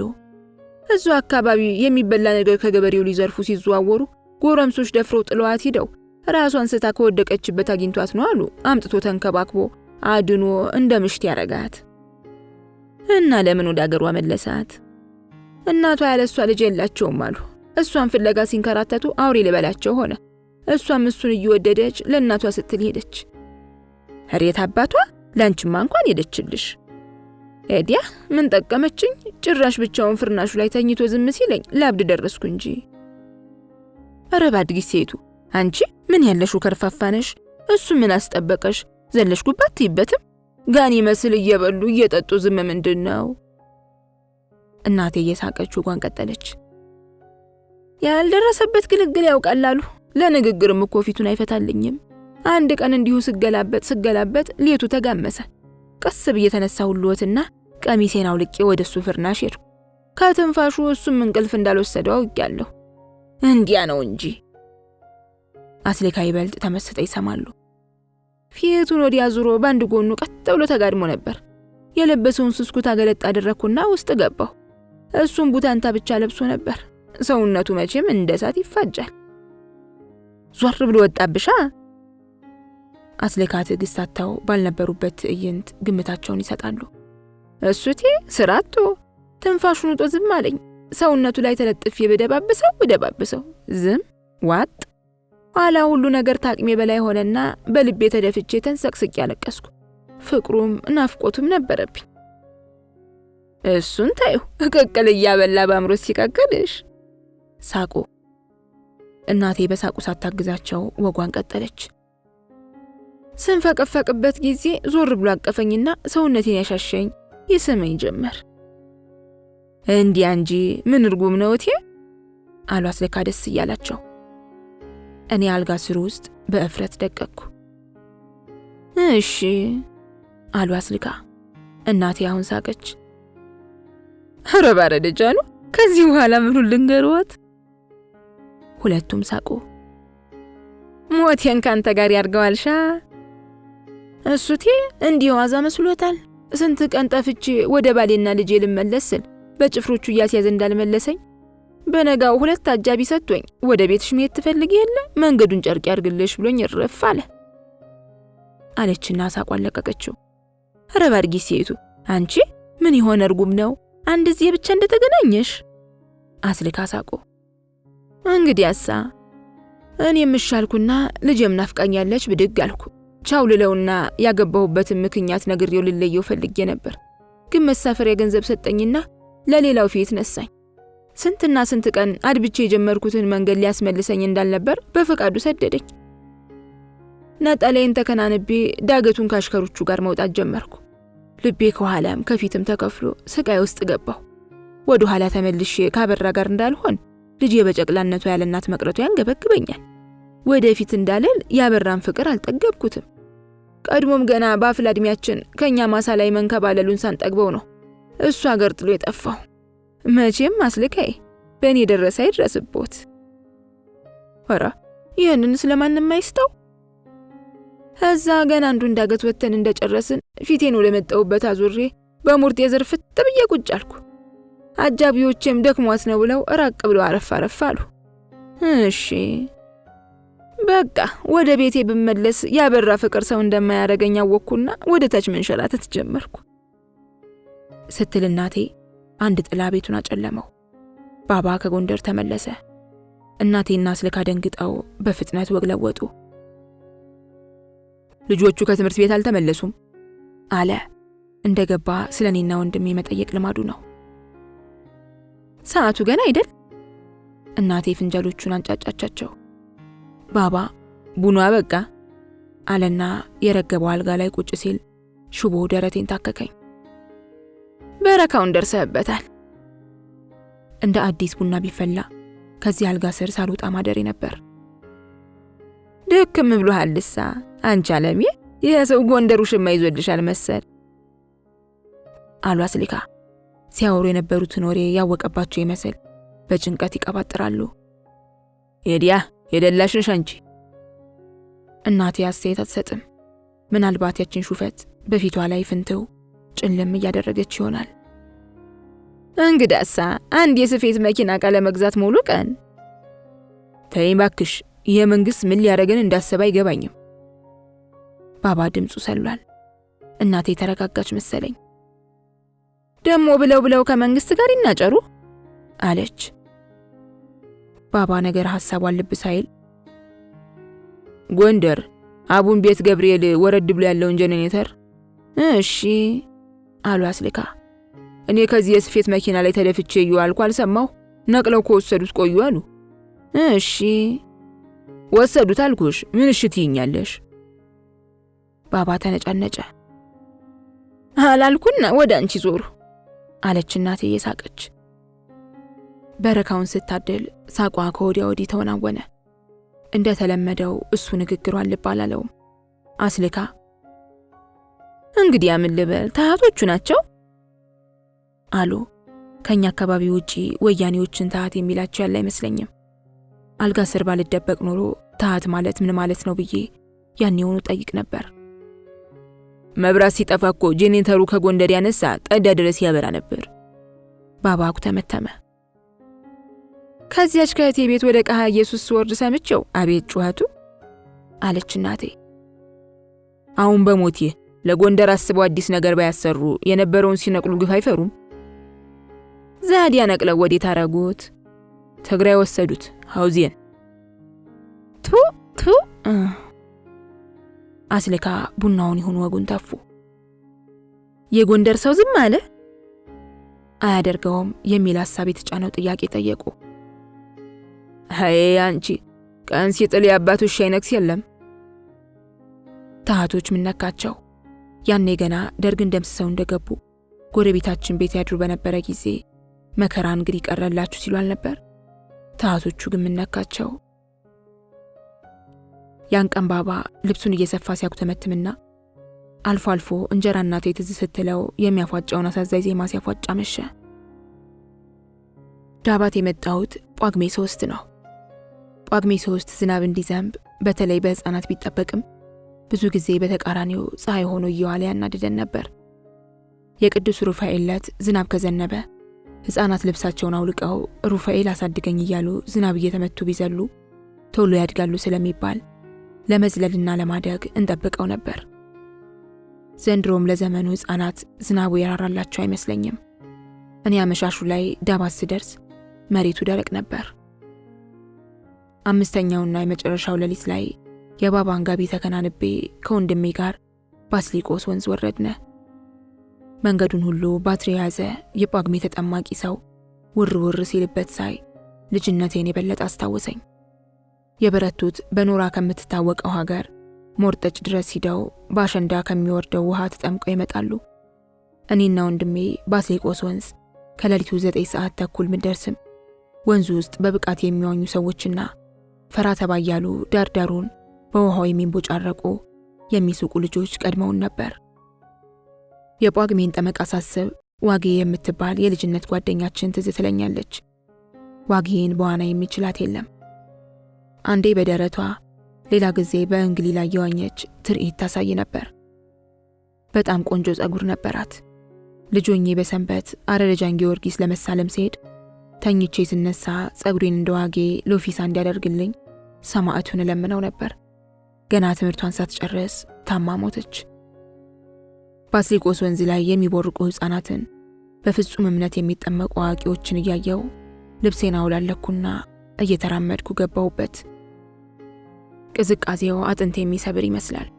ጉልበቴን፣ ታፋዬን፣ ወገቤን፣ ጡቶቼን እያለ ውሃው ፊቴን ሊሸፍን ሲል እንቅስቃሴ ጀመርኩ። ወንዙን በደረት የተኛውበትና በፍጥነት በእጆቼ እየቀዘፍኩ አይምሮዬ ውስጥ ደግሞ ልጅነቴን እያመናተልኩ ብዙ ሰዓት ዋኘው። በጠዋት ቤት ስመለስ እናቴ ገበያ ሂዳለች። አባቴ መከረኛ ልብስ መስፊያ መኪናው ላይ ተሰፍቷል። እንደ ወትሮ የቤቱን ውበት መጠበቅ አላማረኝም። ቀኑን በታላቅ ድብርትና በእንቅልፍ ስዋዥቅ አሳለፍኩት። በነጋታው አዲስ ዓመት ገባ። ሬዲዮ፣ ቴሌቪዥኑ ሁሉ ወጉ ይኸው ነው። ከሞቱ ስንትና ስንት ዓመት የሞላቸው ዘፋኞች ሁሉ ብቅ እያሉ አበባየሁሽ ለምለም ሲሉ ሳይ በሌሉበት ምድር የአዲስ ዓመት አብሳሪ መሆናቸው ይገርመኛል። ከዓመታት በፊት እንዳሁኑ የኢትዮጵያ ቴሌቪዥን ሳይጠላ ስርጭቱ ዳባት ድረስ ስለማይመጣ ደና ገቢ ያላቸው ጥቂት ቤቶች እየሄድን ወይም ቀበሌ 50 ሳንቲም እየከፈል ነበር 120 ህብረት ትርኢትና የበዓል ዝግጅቶችን የምናይ።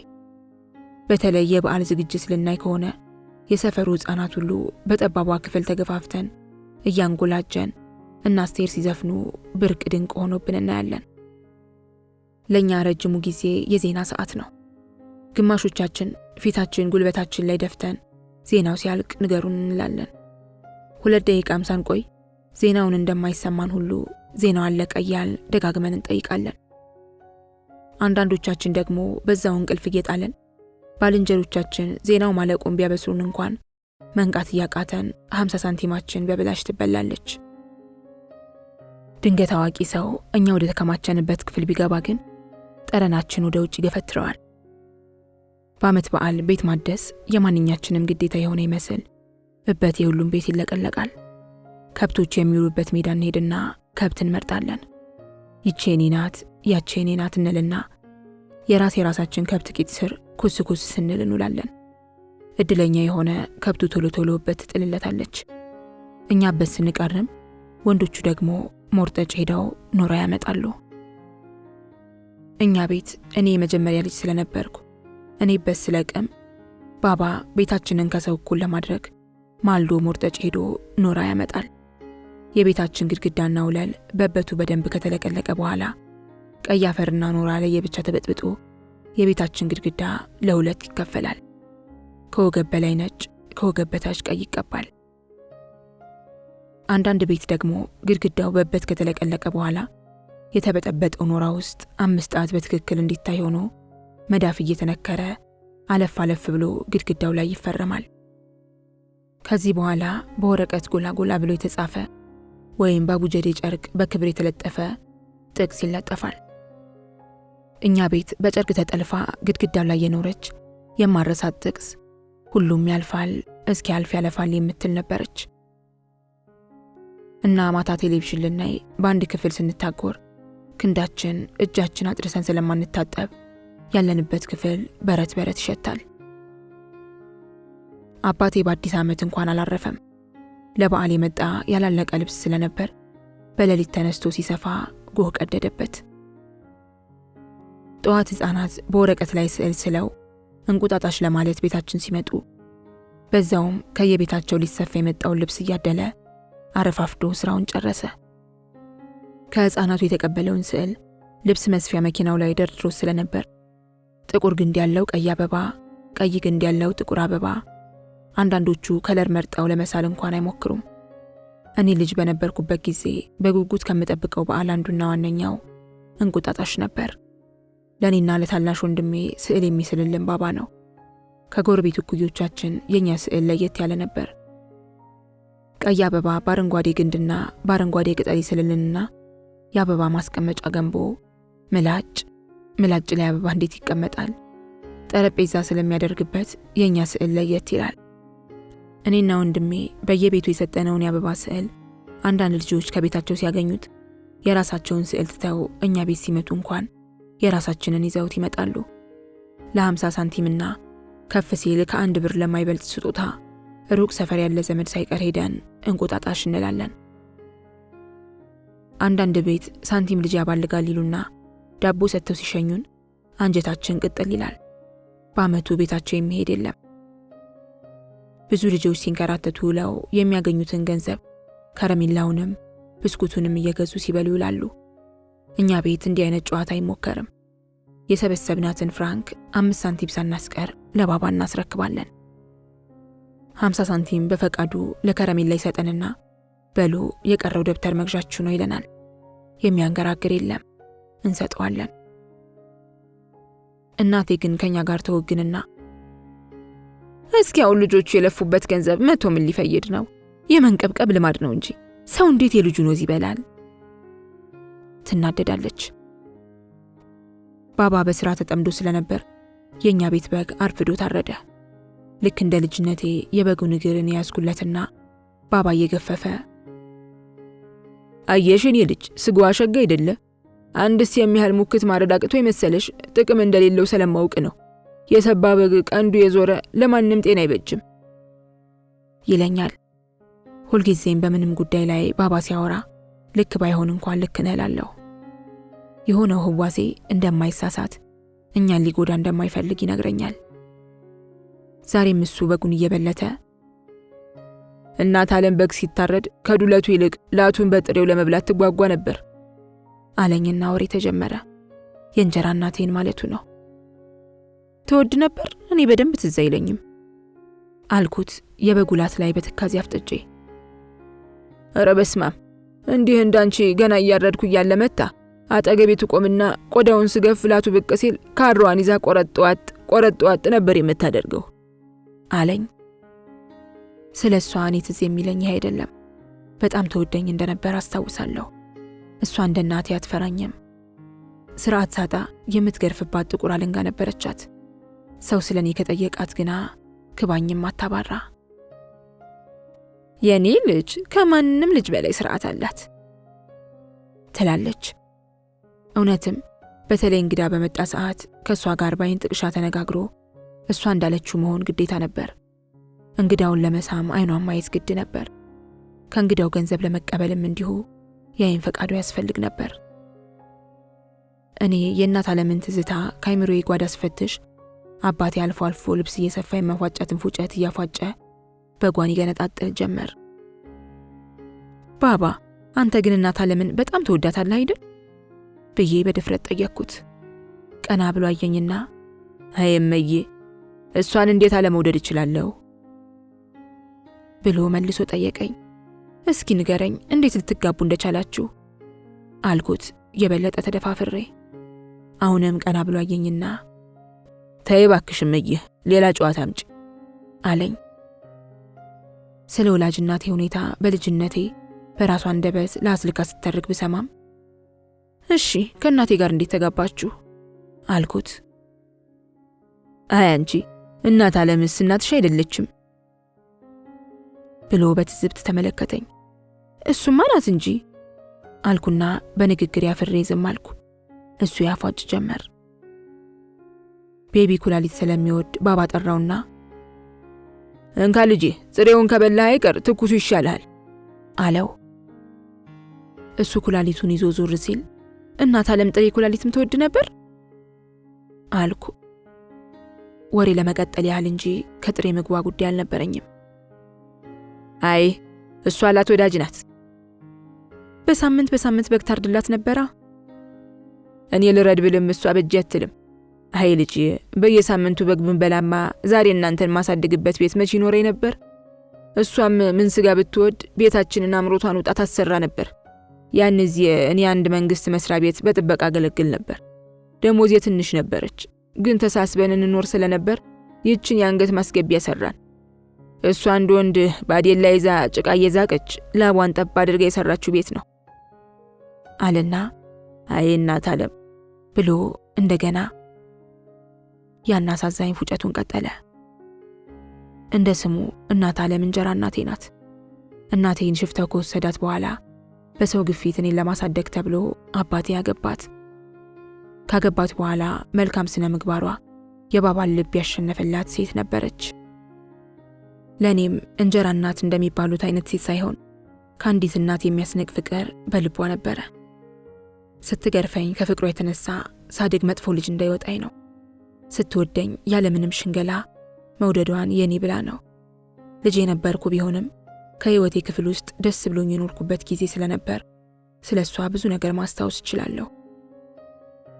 አንድ ቀን ባባ ከስራ ሲመጣ ናሽናል ቴፕና የጸጋዬ እሸቱን ዘፈን በቴፕ ካሴት ይዞ መጣና እንክት ይበል ድቅቅ ጎኔን አይመቸው መቼም ያለ ወዳጅ አይደላም ያለ ሰው እያሉ እየዘፈኑ ማምሸታቸውን አረሳም።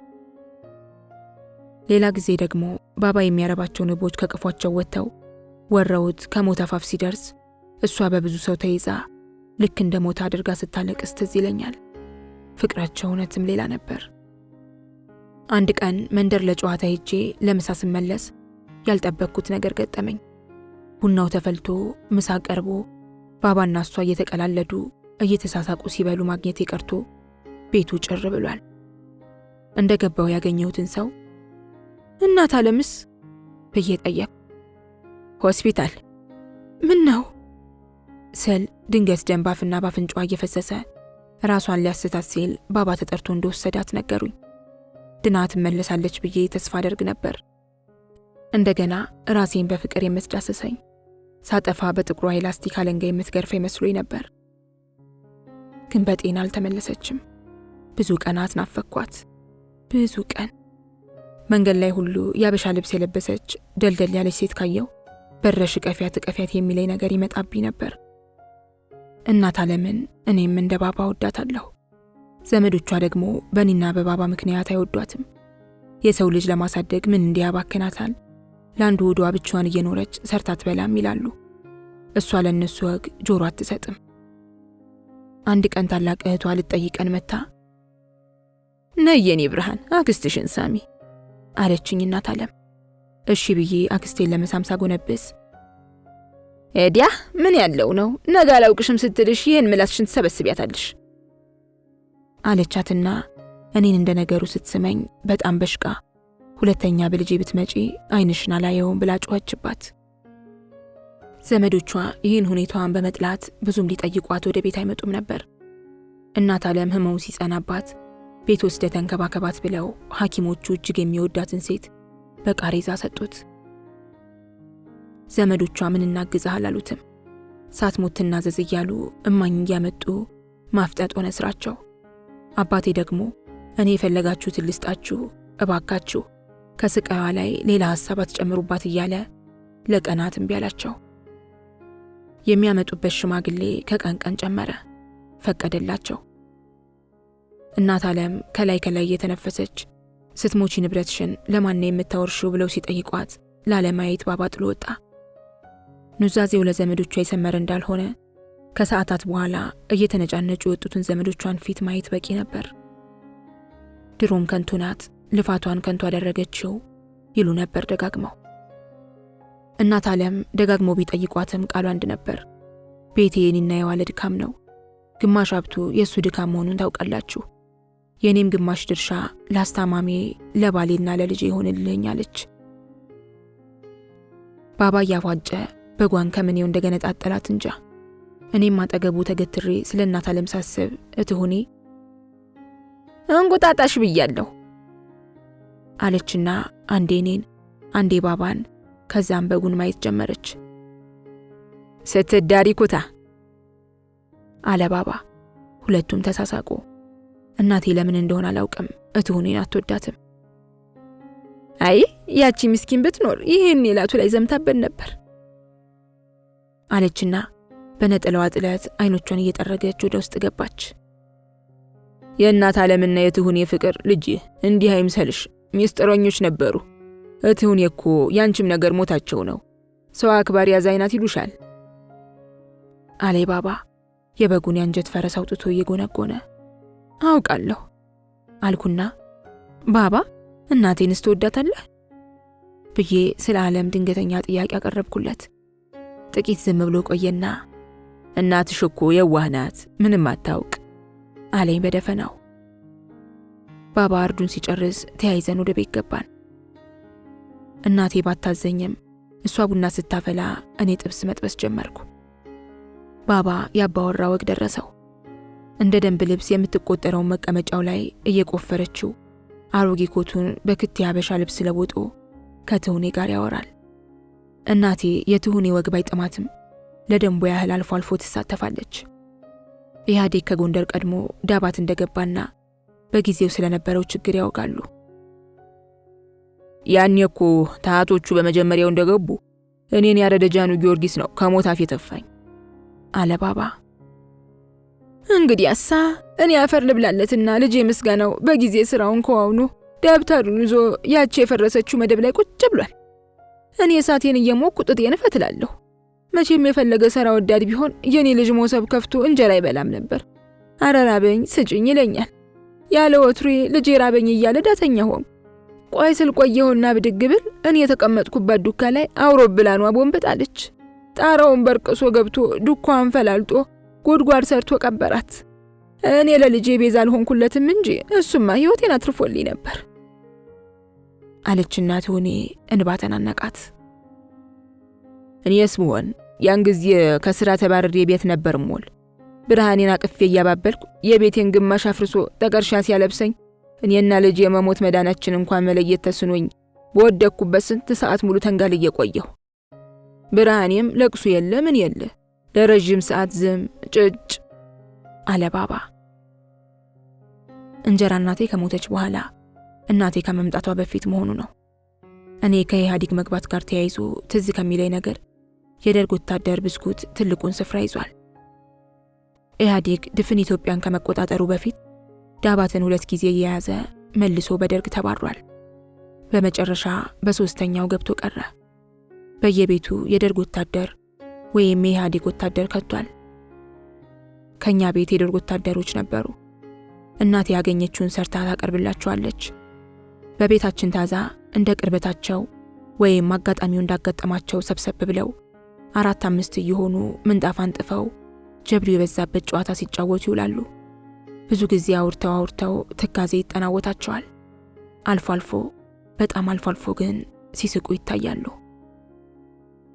በብልጭልጭ ወረቀት የታሸገ ብስኩትና ብዙ ቀዳዳ ያለው 4 ማዕዘን ኮቾሮ ብስኩት በብዛት ለእናቴ ሰጧትና ለልጆቹ ቁርስ ይሆናል ይሏታል። የኛ ቤት እንዳሁኑ ግልጥልጥ ሳይሆን የእንጨት አጥር የቆርቆሮ በር ነበረው። ግቢያችን ውስጥ ከተጠጉት የደርግ ወታደሮች የነ ሸሪፎን ግሩፕ የበለጠ ወደው ነበር። ከአንድ ምንጣፍ ላይ የሰፈሩት የጂማ ልጅ ሸሪፎ፣ የወለየው ጀማል፣ የሸዋው ሰው ሸዋንዳኝ የማረሳቸው ሰዎች ናቸው። መሃላቸው ቁጭ ብዬ ወሬያቸውን በጥሞና አደምጥ ነበር። ከሁሉም ግን አንድ ቀን ሸሪፎ ያወራላቸውን መቼም ልረሳው አልችልም። አሁን ቦታውን የማላስታውሰው ሀገር ላይ ስለነበር ጦርነት ያወጋ ጀመር። ሁሉም የጦር ሜዳ ትውስታቸውን በየተራ ሲያወሩ በሚገርም ስነ ስርዓትና መደመም ማድመጥ ይችሉበታል። አንዲት ነው የሚባል የልብ ወዳጅ ነበረኝ። በዛ ውጊያ የኔና የሱ ምሽግ አጋጣሚ ጎን ለጎን ነበር። ከዛ በፊት ብዙ ጦርነት አሳልፌያለሁ። እንደዛ ለት ግን ፈርቼ አላውቅም። ይጥናም ያለ ጸባዩ ያን ቀን ፍርሃት ብሎት ነበር። ፈርቻለሁና የዛሬን ይለፈኝ የማይባል ነገር ምሽጋችንን ይዘን ገና በጊዜ ጀምረን ካሁን ወያኔ ተኩስ ሊከፍትብን ነው እያለን ስንጠብቅ ሌሊቱን ሙሉ ምንም ነገር የለም። ቀድመን እንዳንተኩስ ደግሞ ትዕዛዝ አልደረሰንም። እንዲቹ አፍጥጠን ቆየንና ሊነጋጋ ሲል ድንገት የከባድ መሳሪያ አይነት ላያችን ላይ ይርከፈከፍብን ጀመር። እውነት ለመናገር እኛም በጦር መሳሪያ ከነሱ ብንበልጥ እንጂ አናንስም ነበር። ግን በወቅቱ የኢትዮጵያን ወታደር ወያኔ የሚበልጠው በምንም ሳይሆን በስነ ልቦና ጥንካሬያቸው ነው።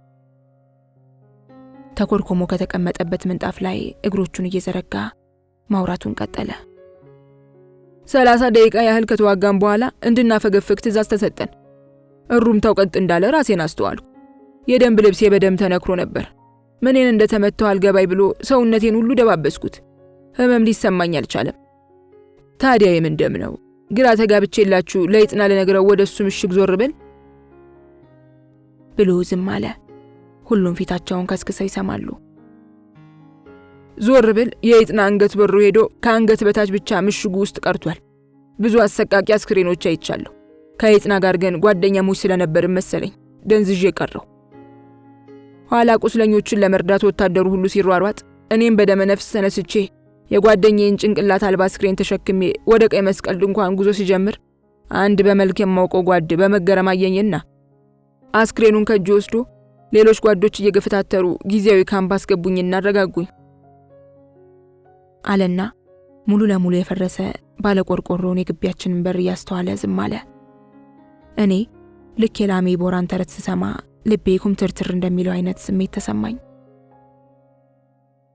ከጓደኛዬ ሐዘን ጋር ተደርቦ ሊያሳብደኝ ሲደርስ ወደ ማታ ወጥቼ መሽገን ወደ ተዋጋንበት ቦታ ሄድኩ።